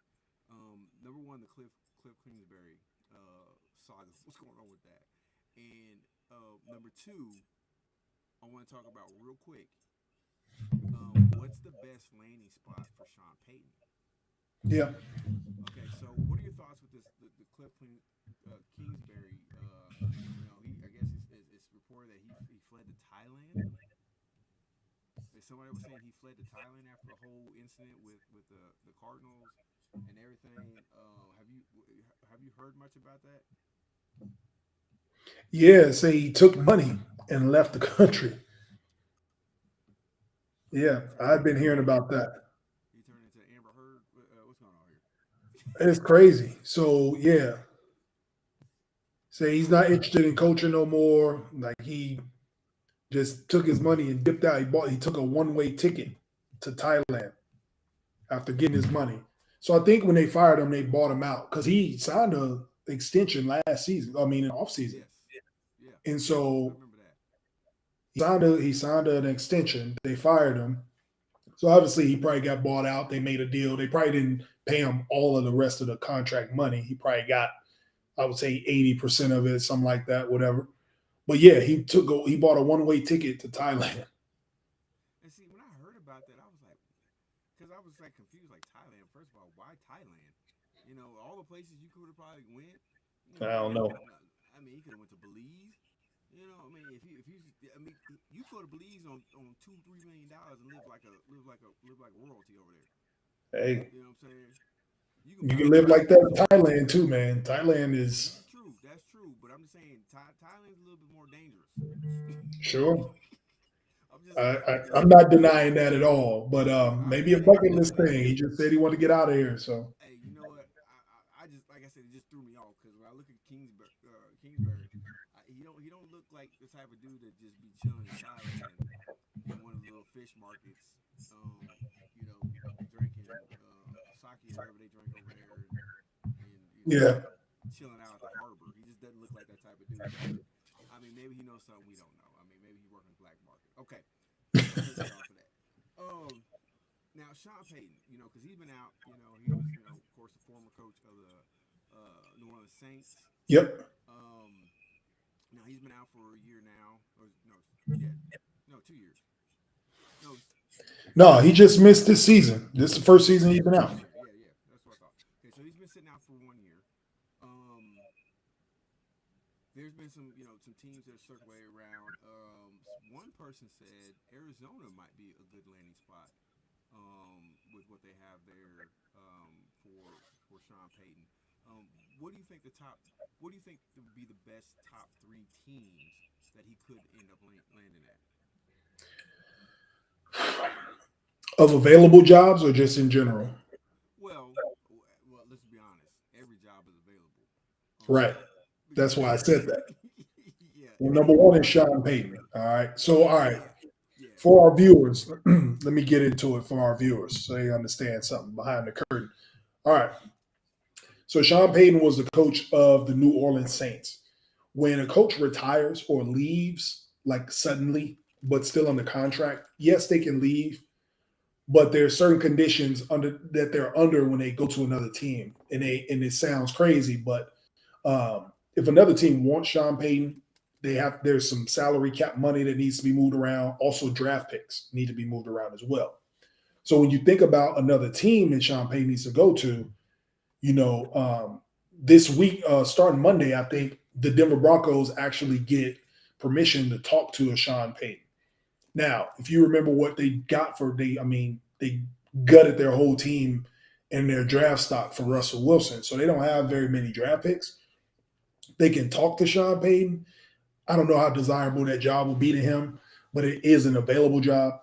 Um, I think offensively, um, the Arizona Cardinals job can be attractive. Excuse me. There's a lot of comps with Kyler Murray and Drew Brees. So Sean Payton may like that. There's good comps there. There's good comps with DeAndre Hopkins and a Michael Thomas. They got a good defense like the Saints used to have. They play in the dome like the Saints do. They're in good weather like the Saints are. So there's a lot of similarities. They're in the NFC, which Sean Payton is very familiar with the NFC. You know what I'm saying? They're in a winnable division. With the 49ers are the best team in that division, but it is a winnable division because their quarterback situation is up in the air. So there's a lot of things that coaches like of that caliber look at. He's not looking at just the money. He's not looking at, all right, I can sign with them and have a good team or good roster. He's looking at their draft capital. He's looking at what the teams in that division can do. Because in football, it's very simple. You draft and you pick a team based on your division. Because if you win your division, you automatically go to the playoffs. And the goal is to get to the tournament. And anything can happen in the tournament. For example, the Tampa Bay Buccaneers. Their whole goal was just to win their division. It was the worst division in football, and they won it at 8-9. But that was the goal. They were better than Atlanta, they were better than New Orleans, and they were better than Carolina. That's all they needed to be. And now they get a home playoff game. So with Sean Payton going to Arizona, that could be a good spot for him. Now, if we're talking about any job, the Dallas job is the job to have, right? I know we keep circling back around to the Cowboys. He wants to go back to Dallas. He's from that area. He's familiar with that area. He's friends with Jerry Jones. They already have a championship defense. They have the quarterback. And he probably feels like when you have the mind of a Sean Payton, the offensive mind, you think that you can make players better based on how you coach. He's that arrogant, but that's what it takes to get to that level, not in a bad way. So if we're talking about coaching jobs that he can have, if Sean Payton calls Jerry Jones, he's taking that call. He's not sending Sean Payton a voicemail. You know what I'm saying? Even though Mike McCarthy didn't do a bad job, he had some 13-3 seasons. They're going to the playoffs. Like Mike McCarthy didn't do bad. But if Mike McCarthy was coaching the Bears and Sean Payton called the Bears, they better pick up the phone for Sean Payton. I want to hear what he got to say. So with that being said, I would say of the jobs that are available, the Arizona Cardinals job makes sense for the reasons I just pointed out. But if there's a job that Sean Payton wants and can get, that Cowboys job is not safe. Depending on what happens tomorrow, if this is just an utter disaster and the Cowboys lose, I hate that we're banging on the Cowboys in the show, but the reality is if that happens, I don't think Cowboy fans will be upset to get Sean Payton. Obviously, they don't want to get beat down tomorrow, but if that happens, that will open the door for Sean Payton questions. And once you open up the door for any type of questions about the Cowboys, Jerry Jones' ears perk up. So that could happen. Oh yeah, I 100% agree with that. I definitely 100% agree with that. I was wondering when I asked that, if you're gonna bring up the Cowboys, 'cause I think that might be the one thing that if they were to get move on from McCarthy and go with somebody like Sean Payton, especially since like you said, they have a Mm-hmm. great relationship with Jerry Jones. That could be the difference for Cowboy Nation. That right there could be the difference. And you get somebody in there like that does command a type of respect, just because of his coaching prowess. Right. I mean, that could be the one thing that helps him out because maybe now he's able to come in and talk to Dak and say, "Look, I don't need you throwing for 450 yards every game." He's like, "We got a great running game. You know what I'm saying? Maybe Yes. if let's how about we take page out of Drew Brees or page out of Tom Brady, nickel and dime a couple times. You know what I'm saying? Nickel and Yeah, dime. get the move the chains, and then you hit them with home run plays in a timely fashion. Yeah, I and just I think think that some people feel that's too much. yeah. Also, another point that I meant to make: the only downside to this, Sean Payton would be a great fit, of course, but Jerry Jones does not like succeed in control. That's the reason why he's got these types of coaches since Jimmy Johnson. When he got Bill Parcells wanted control, and he couldn't let that go. So they butted heads a lot. Sean Payton's the same type of guy. Like he needs control of the team. Like if he's the coach, he wants to be the CEO. But the thing with Jerry Jones is he wants to be in the locker room and he wants creative control. Uh, I think that would be the only hiccup if Jerry Jones can let go a little bit. And it's hard to say a 90-year-old dude or however old he is will change. But in order to get a Sean Payton and win, you need to let go a little bit and let Sean Payton do what he does. And I think Jerry Jones he wants him to win so bad and say, it was because of me, that I don't think he would allow a Sean Payton to come in and do his thing. So that'd be the only hiccup I would say. But if he allows him to come in and be Sean Payton, then yeah, it'd be perfect spot.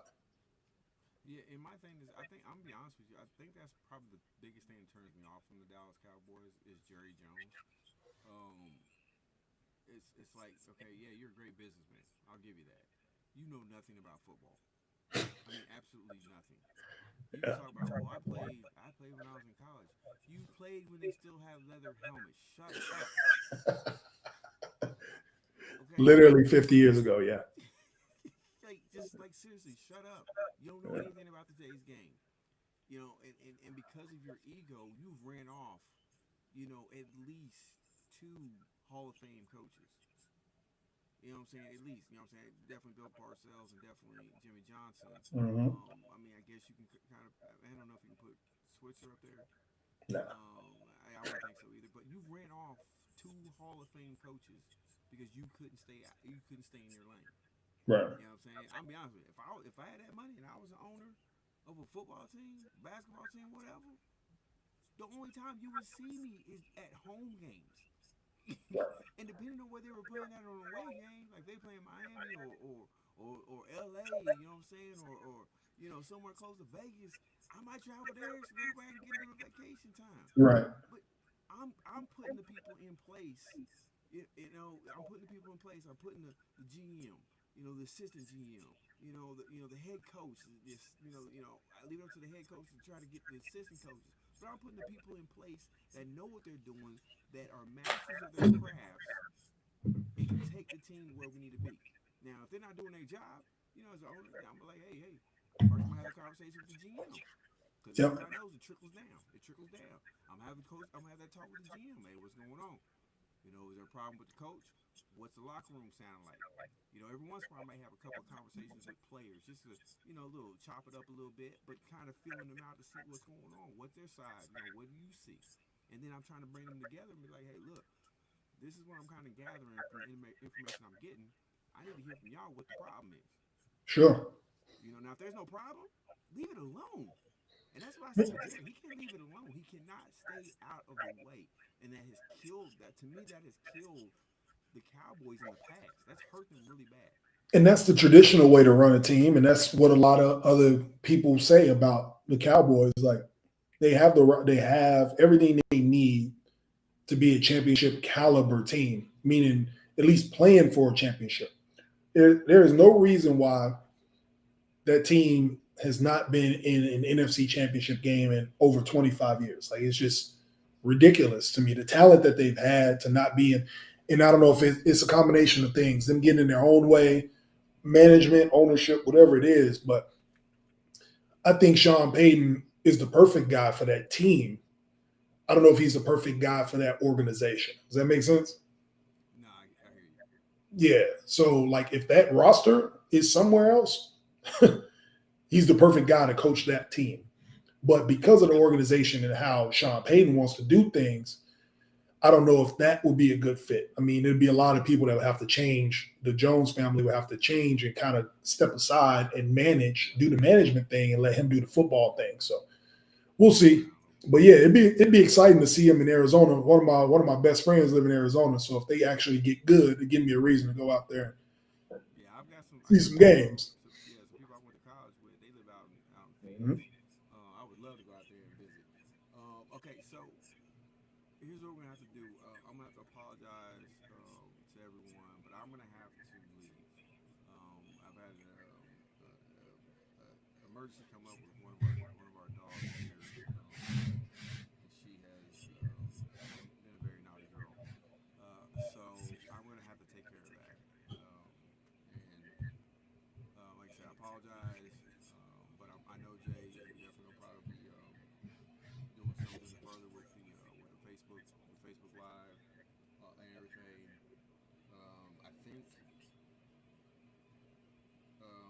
what we'll do is we'll close out with the last segment, which is our NBA portion. So we're gonna take a real quick break so we can gather our thoughts and everything, and we're gonna come back. We're gonna close out with that because I've got some burning questions I've got to ask Mr. J Mondane. I gotta ask him. We'll be back.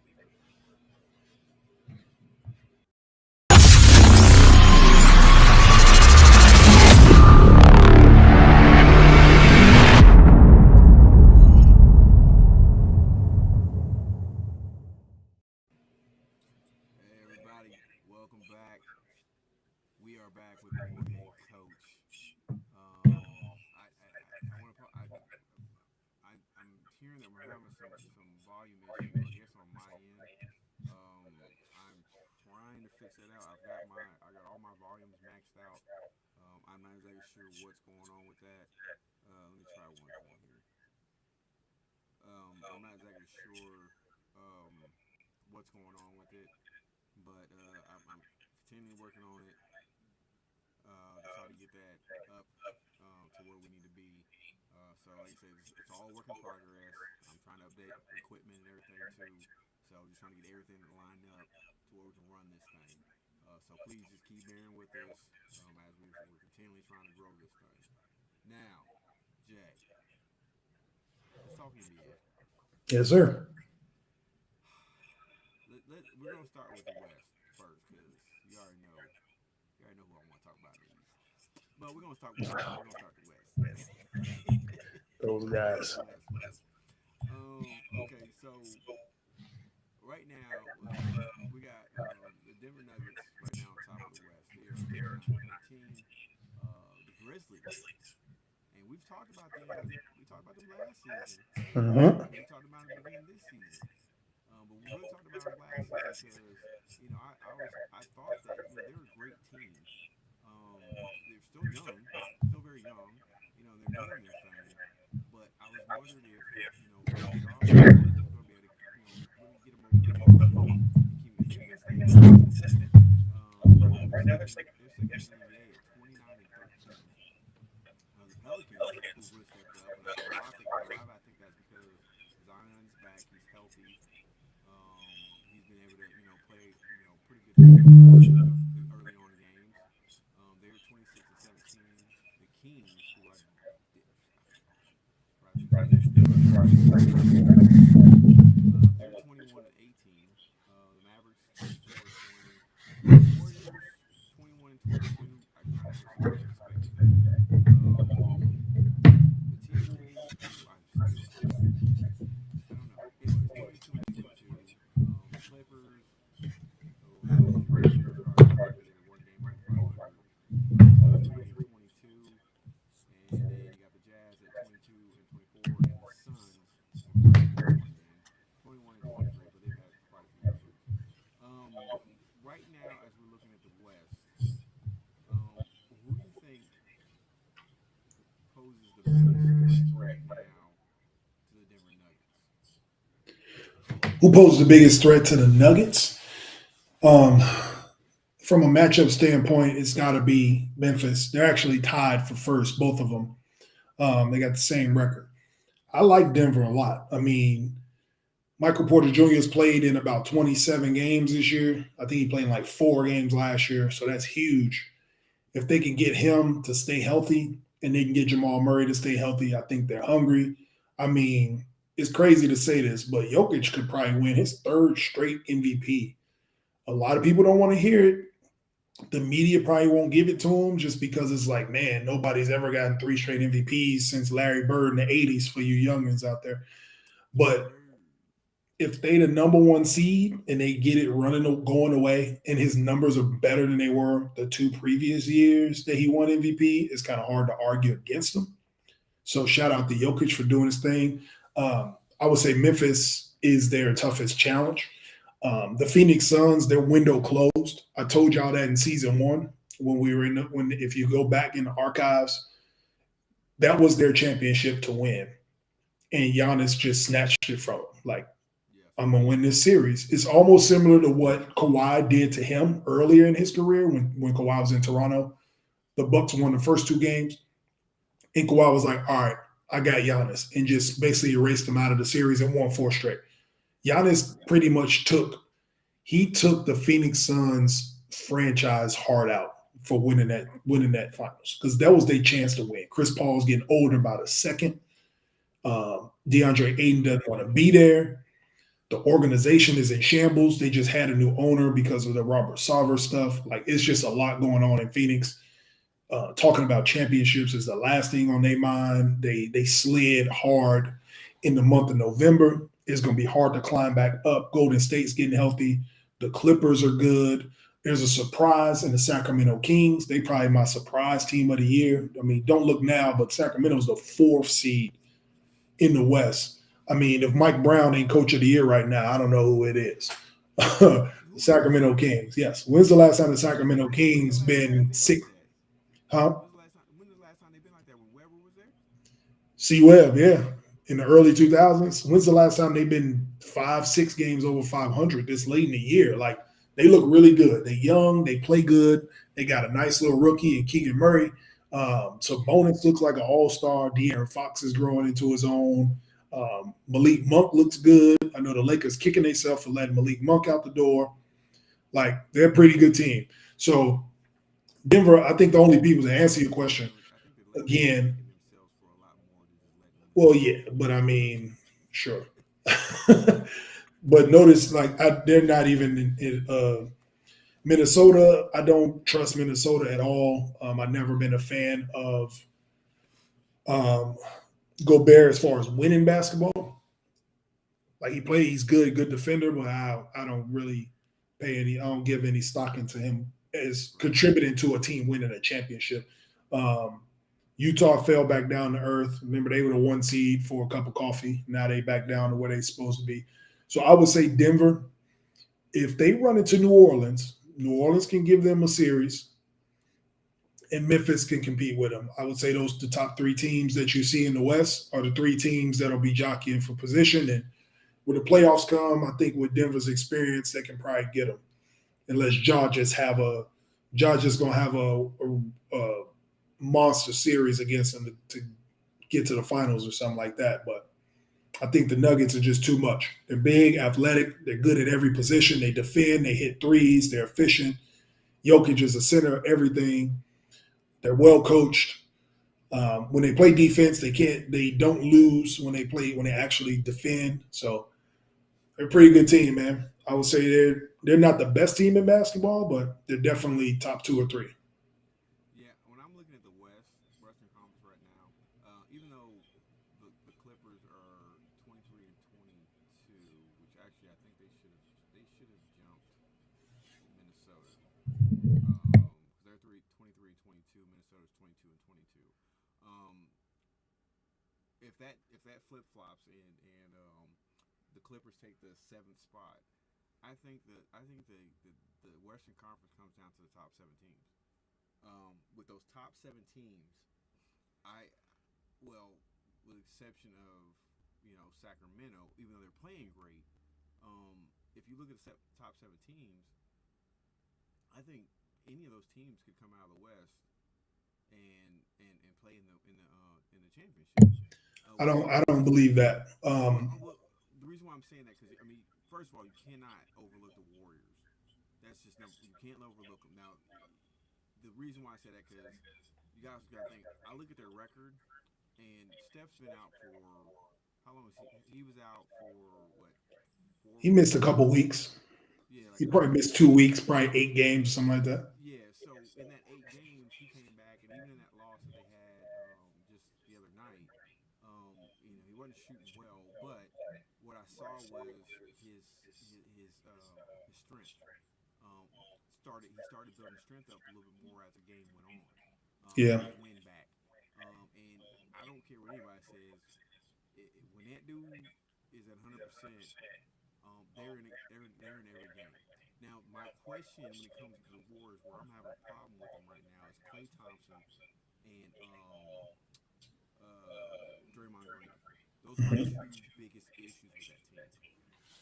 Andrew Wiggins, that dude since last year's playoffs, and really that run that they had has been a completely different person, Yeah. defensively and offensively. But what I'm really so impressed with him is his defense.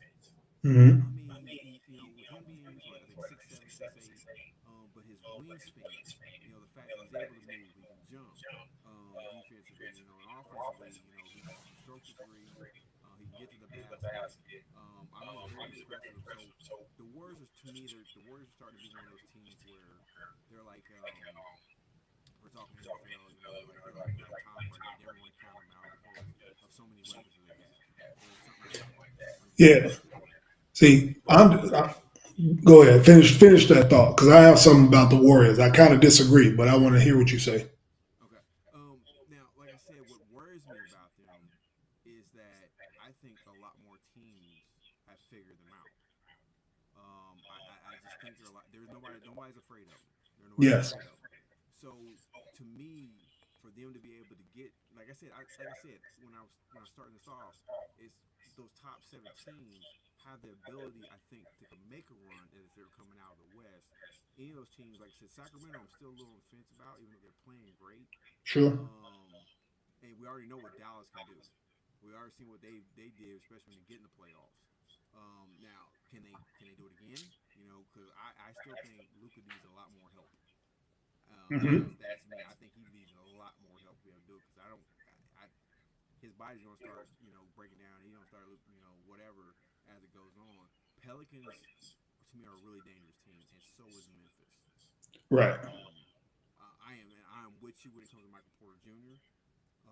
Him being healthy, being able to play, because Lord knows, everybody who's watched the show, I talk a lot about 2K basketball because I play a lot of it. Right now, he's injured on my season. I think he had a broken neck. A broke neck. Okay.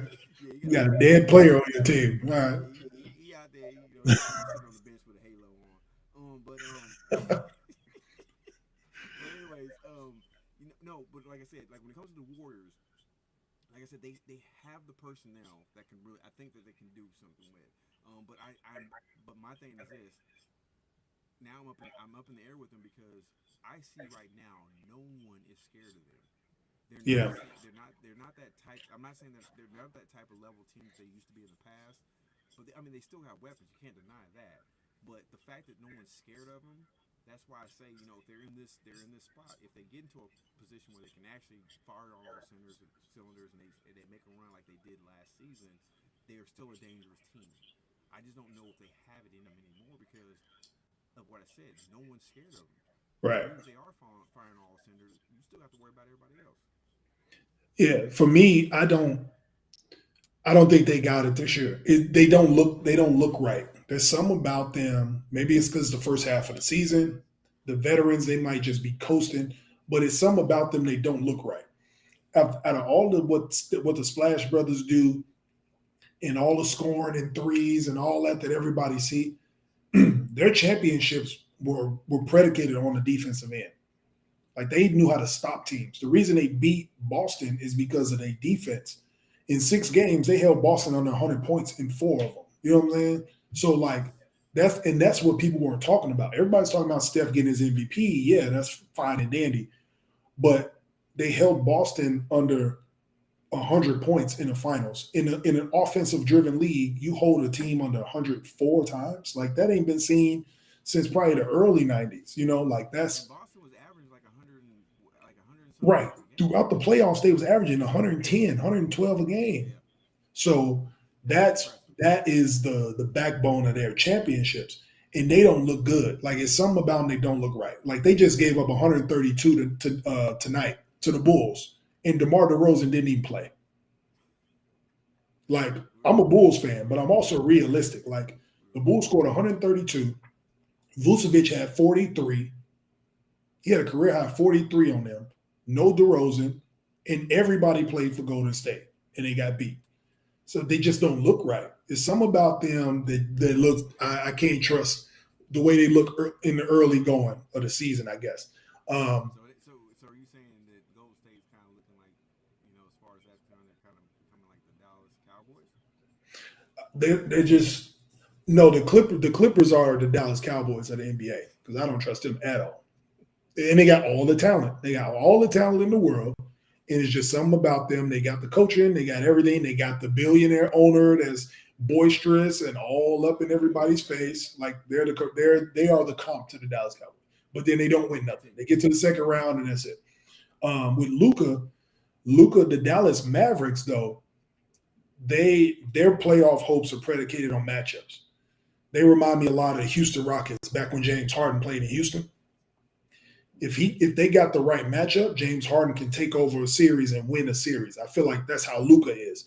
He needs a good matchup. If he has to run into Jokic or he has to run into Ja in the first round, they're done.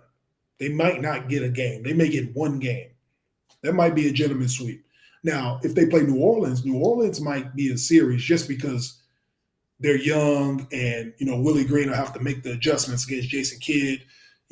Luka may try to overpower them in the series, but you play a team like Memphis or Denver, I don't think they stand a chance at all. Like, As it stands right now, they would play the Sacramento Kings in the playoffs. If the playoffs start today, yes, I think Dallas can beat Sacramento in a playoff series. But then the next round, you got to play Denver. And they ain't beating them. So it's all predicated on matchups for them. If Dallas can push and get one of the top 4 seeds and have home court advantage in the playoffs, that'll help them. But I don't see them getting out. I don't see them getting past the second round of the playoffs if they got to play one of those top 2 teams. So that's where I'm at with them. Minnesota, again, I don't trust Minnesota playing against anybody. It's the top 3 teams in the West for me. Okay. I'm not arguing with you on that. Like I said, I'm very surprised as well as the Kings, or as you are with the Kings, because they've quietly taken that fourth spot. And that's what's funny to me when it comes to a lot of stuff. They're talking about all these other teams and this and that, and they're quick to talk about the Lakers and how bad they're doing, but they're not talking about the teams like the Sacramento Kings that are doing really well and they're in a position that they haven't been in years. You know what I'm saying? Almost decades. It seems like it's been almost a decade since they've been really relevant. So I mean that's what I'm saying, that stuff like that needs to be talked about. Okay, let's talk about the Eastern Conference. Let's talk about them. Okay. Head to the East. Let's head to the East, man. Mm-hmm. So there's a couple things I really want to talk about when it comes to this. We're going to talk about, of course, the Celtics right now. They're on top of the East, 32-12 record, followed by the Brooklyn Nets at 27-15.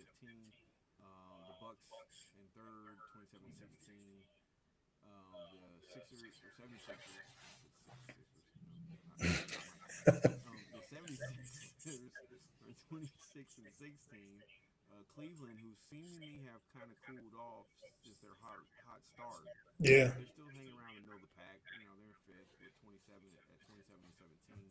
The Knicks, who's another surprising team to me. Even with their roster, because they don't have like a bunch of standout players, but they have some guys that are really playing well. But they're in sixth place at 25-19. Miami Heat 24-20. The Pacers 23-21. Hawks at 21-22, and the Bulls, your Bulls, 20-24. Now we talk about like in the Bulls. We'll talk about the Bulls real quick because it goes right back into what we were saying about the Warriors. They snapped their what 11-game losing streak. Who was that? The Bulls. Yeah. So they snapped an 11-game losing streak. They didn't have all their players. Played against a Warriors team who the year before won the championship with all their players. Yep. And they go out there and they beat the Warriors. And that just goes to show you, I stand by what I say. No one's scared of them anymore. Yeah. They're just going out there and they're just out there playing basketball, playing the best basketball, and they're just attacking them. What are some of your thoughts on that game that because you kind of hit on it, a little bit. Yeah. I touched on a little bit, but that's the story of the Bulls this year. They so Jekyll and Hyde. They played down to their competition. Like they lost to OKC on Friday. I was at that game. They lose to OKC, turn around, and the game they lost on Friday, they just let OKC drive to the hole and get layup after layup. They gave up 68 points in the paint. Like it was embarrassing. And then they turn around and play arguably one of the best offensive teams of this era and play good defense and put up 132 points. So it's like they play up to their level of competition. Like the top teams in the East, they played Boston 4 times and beat them 3. Like they beat Brooklyn. Anytime they play Brooklyn, they seem to match up good with Brooklyn. They play them well. They beat Milwaukee the other day. Like they beat the top tier teams, but then they go into Atlanta and lose. Or, they just beat Golden State. They play the Wizards. They'll lose to the Wizards without Bradley Beal. Like they'll lose to Kyle Kuzma. It's like, what team, you don't know who they're going to be on a nightly basis. And if you're a 500 ball club, you're not going to be good in the playoffs. Like you're going to be in the play-in game. So that's what they look like right now. They play like a 500 team. If it's not a good team, they don't want to. It's like they don't show up to play, and it's just inconsistent. I don't know. Billy Donovan got to figure that out. The inconsistency is just nerve wracking to watch as a fan. When you know they can be good, like I said, they'll play against Boston and play at a high level. They defend, they rebound, they make plays, and then they'll play Orlando the next night. And it's like they left their game in Boston somewhere. It's like they didn't fly to Orlando with their game, you know? So I don't know. It's kind of frustrating because, I know we have a good enough team to be in the top six where we don't have to worry about the play-in game. We can bump New York out of there. Miami will probably end up getting that. If you look at the standings now, Miami will probably take that spot from New York, and it'll be those six teams for the rest of the year fighting for the top six. But the Bulls play at their level when they play against those teams, but they're down at the bottom of the conference because they're so inconsistent. So that's what I'd say about them. Yeah, looking at the standings, I really think right now it's Boston's to lose. I think with the way they're playing right now, and it's not because I'm a Celtics fan, just the way they're playing right now, they're playing. I think they're playing as if they're looking at what happened last season. They're playing towards the end result. Not so much that they're playing, within the standings and stuff right now. They're playing to get themselves, in a position, and I think it's more mental. Not just as play. I think they're trying to get themselves in a position mentally to get them over the hump. Yeah, they're getting playoff ready. Yeah. Yeah, and that's where I think they're at right now. Now Brooklyn, I still, after all the stuff we said about Brooklyn in the past, I'm gonna be honest with you. They are still, to me, a very Yep. dangerous team. Don't look up now, but they're the two seed. Yeah, and I'm saying, and they've been playing without KD. Um, I still think they're such a dangerous team because Yeah. there is not really anybody that can hold Kyrie. Yeah. They And just dropped 2 games, but um, yeah, they're on a 2 game losing they're streak. gonna they have to figure out how to play without KD for about a month. I think he'll come back. Yeah, He'll probably come back after All-Star break. If I was him, I would. He was leading the league in minutes. Like 34 years old off of Achilles. He shouldn't be leading the league in minutes, or he shouldn't be up there in minutes anyway.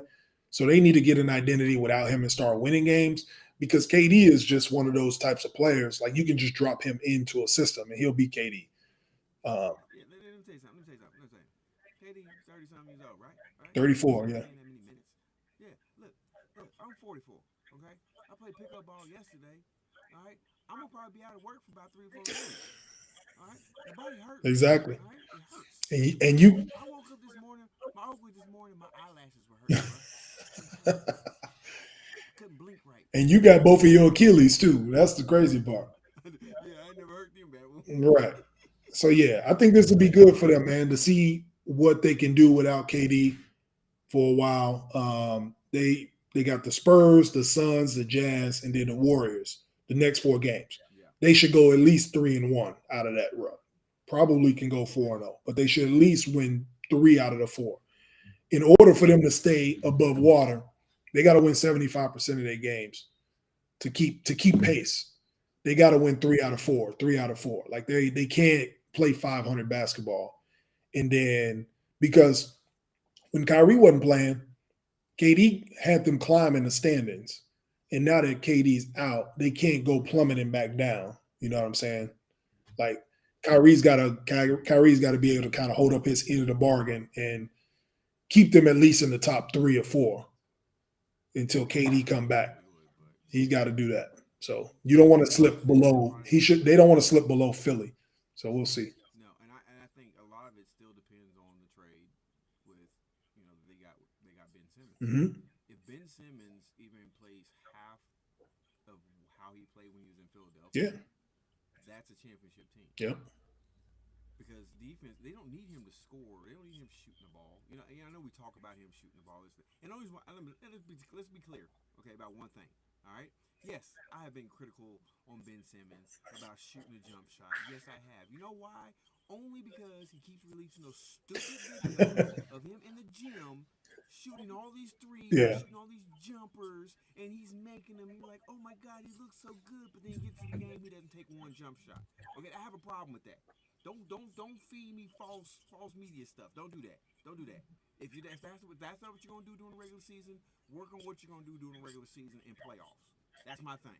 That's all I gotta say about him. But like his defensive wise, that dude is phenomenal. 6'10". He can play both. He can play both sides of the ball. He can play all five positions defensively. There's no reason why they should struggling defensively. Especially if, but like I said, if he just plays half of as good as how he played in Philadelphia, that's a championship team. That's what that. Now the Bucks, I'm gonna tell you, the Bucks are sitting in a pretty good position right now in third place overall. Um, they're still. I mean, you cannot write the Bucks off because what they've done in the past, and if they're healthy, they are also a dangerous team. I'm gonna tell you right now, the 76ers are starting to become that team that I'm not 100% sure I can trust either. They've got a great team. They got well, I'm not gonna say great team. They got a good team. Embiid is phenomenal. When he's on his game, when he's ready to go, that dude is phenomenal, and he's hard to stop. He's just a hard guard. Um, Harding, I'm gonna tell you like this: nothing that Philly does in the regular season matters to me. I don't care what they do in the regular season. I'm done. I'm done waiting on Philly to do something. I'm done waiting on James Harden and Doc Rivers. Like none of that matters to me at all. I don't even care that Philly play basketball until April. I'm gonna be honest with you. These next 3 months, these games do not matter to me at all. Until I see what they look like in April, I don't care. I'm gonna be honest with you. I thought about changing my team name From the 66ers. it's too close. Yeah, it's too close to the 76ers, man. I thought about it. I'm gonna be honest. I thought about it, but because of the branding, for where we're at, I mean, it goes along with Route 66. Yeah. So mine makes more sense. The 76ers, almost sound like they should be in 76th place. Um, with how they play sometimes, but Right. like Yeah. I said, to me, the rest of the league or the rest of the Eastern Conference, it stops for me at the top three positions, or as far as the program right now. Because when you look at some of the other teams, we all know Miami can get on. They're that type of team. They get on a run, especially they have all the people. They get on a run. We've seen them do it in the past because of their personnel and because they know their roles. They understand their roles. Spoelstra is a great coach. They could be one of those teams that actually make that push to get into the play into the championship game or series. But I'm looking at the top three teams right now.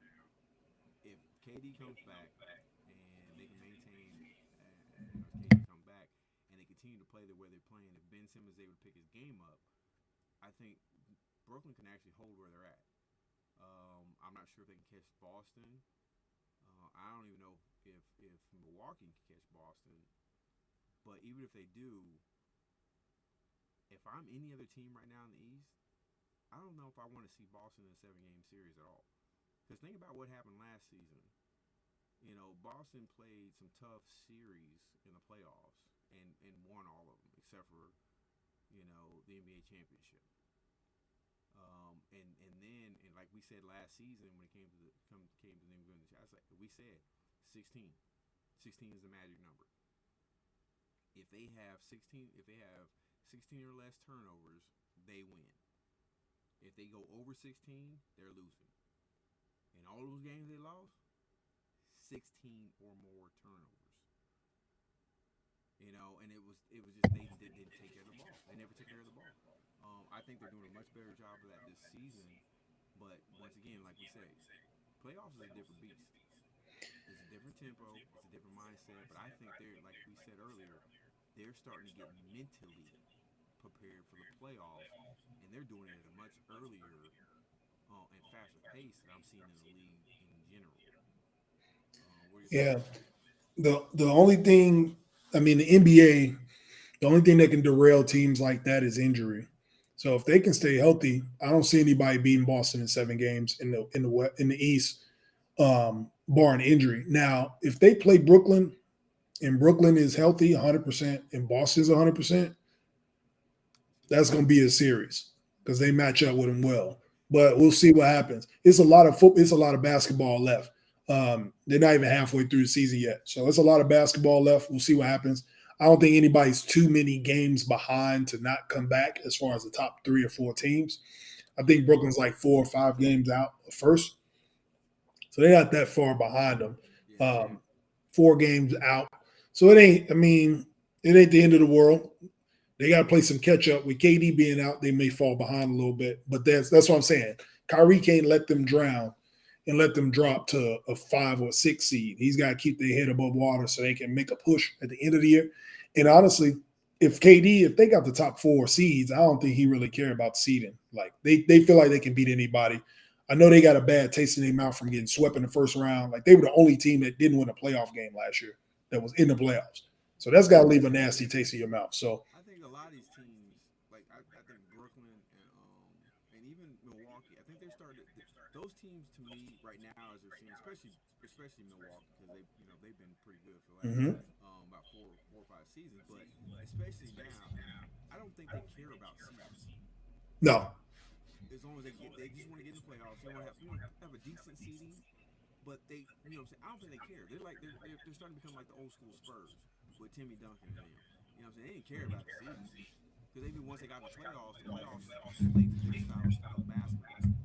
You know what I'm saying? It's a right, half court game, and they can grind you to death. They can run you. They can go to last 2 seconds of the shot clock and still get a great shot. You know what I'm saying? They knew they can grind you down over a 7 game series. So to me, yeah, you do want to get a high seed. You know what I'm saying? You definitely want to do that. But I think for the really good teams, it doesn't matter what their seeding is, because all they know is, hey, we just got to get to the playoffs. We want to make sure everybody stays healthy. right. I Everybody's agree. playing good basketball. We want to be on the same page.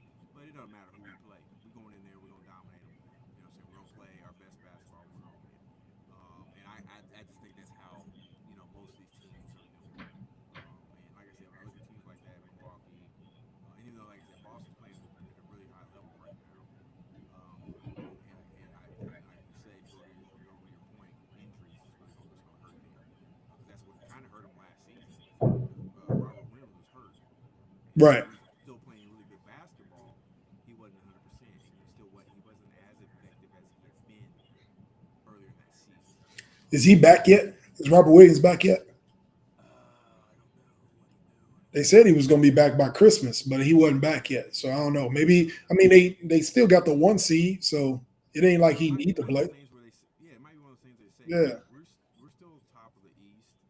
Um, Take your time getting back. You know what yeah. I'm saying? Let's make sure you're 100%. Let's make sure you can really take the punishment that's gonna come with you being down low and doing all the things you do, challenging shots and everything like that. Let's take our time. We don't need to rush you back. And I think I always think that's a great idea when organizations do that.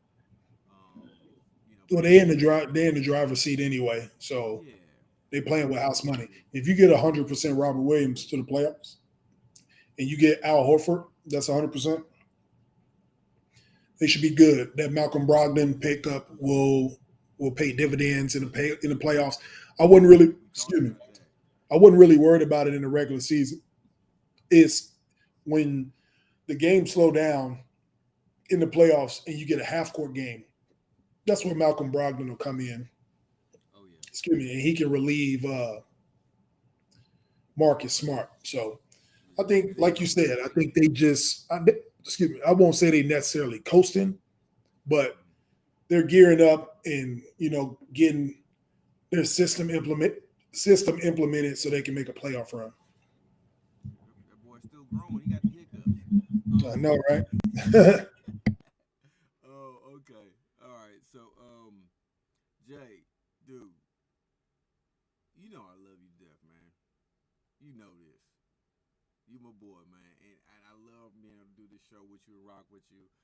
We're down a couple of our co-hosts, but you know what? We still make it happen. Okay, we still make it happen, and we're holding it. We're trying to hold it down as much as possible, as long as we can, with with us doing our thing. So I just want to take the time to say, sir, I appreciate you. I appreciate you, sir. I bow down. Yes, sir. God bless you. I'm hoping you so far your New Year's going great for you, um, and everything. But yeah, look, dude, another great show. Like I said, I want to thank everybody for joining us on the Hey Coach podcast. We're getting this thing. We're getting this thing together. All right. So like I said, I'm gonna be trying out some new equipment, doing some different things. Try to make sure we get the audio. Try to make sure we get the video. Try to make sure we're up to speed of doing what we need to do to really make this thing take off. Jay, do you have any closing remarks?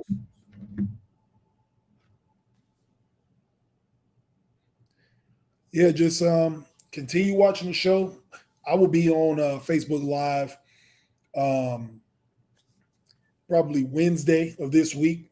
We'll go over the playoff games that happen this weekend, the divisional round, opponents coming up, kind of give y'all some quick thoughts on who I think matches up well. I won't give you who I think is going to win. I'll save that for the Hey Coach podcast next Sunday. But I will dive into it a little bit, just let y'all know kind of how we feel about it. If you want to place any bets, I'll be talking bets, talking spreads, kind of how I place bets, kind of looking at some of the parlays. We'll get into a little bit of that on Wednesday.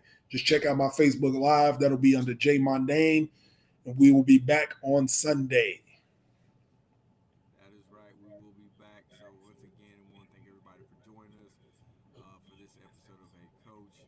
We'll see you guys later. Have a wonderful week. Stay safe.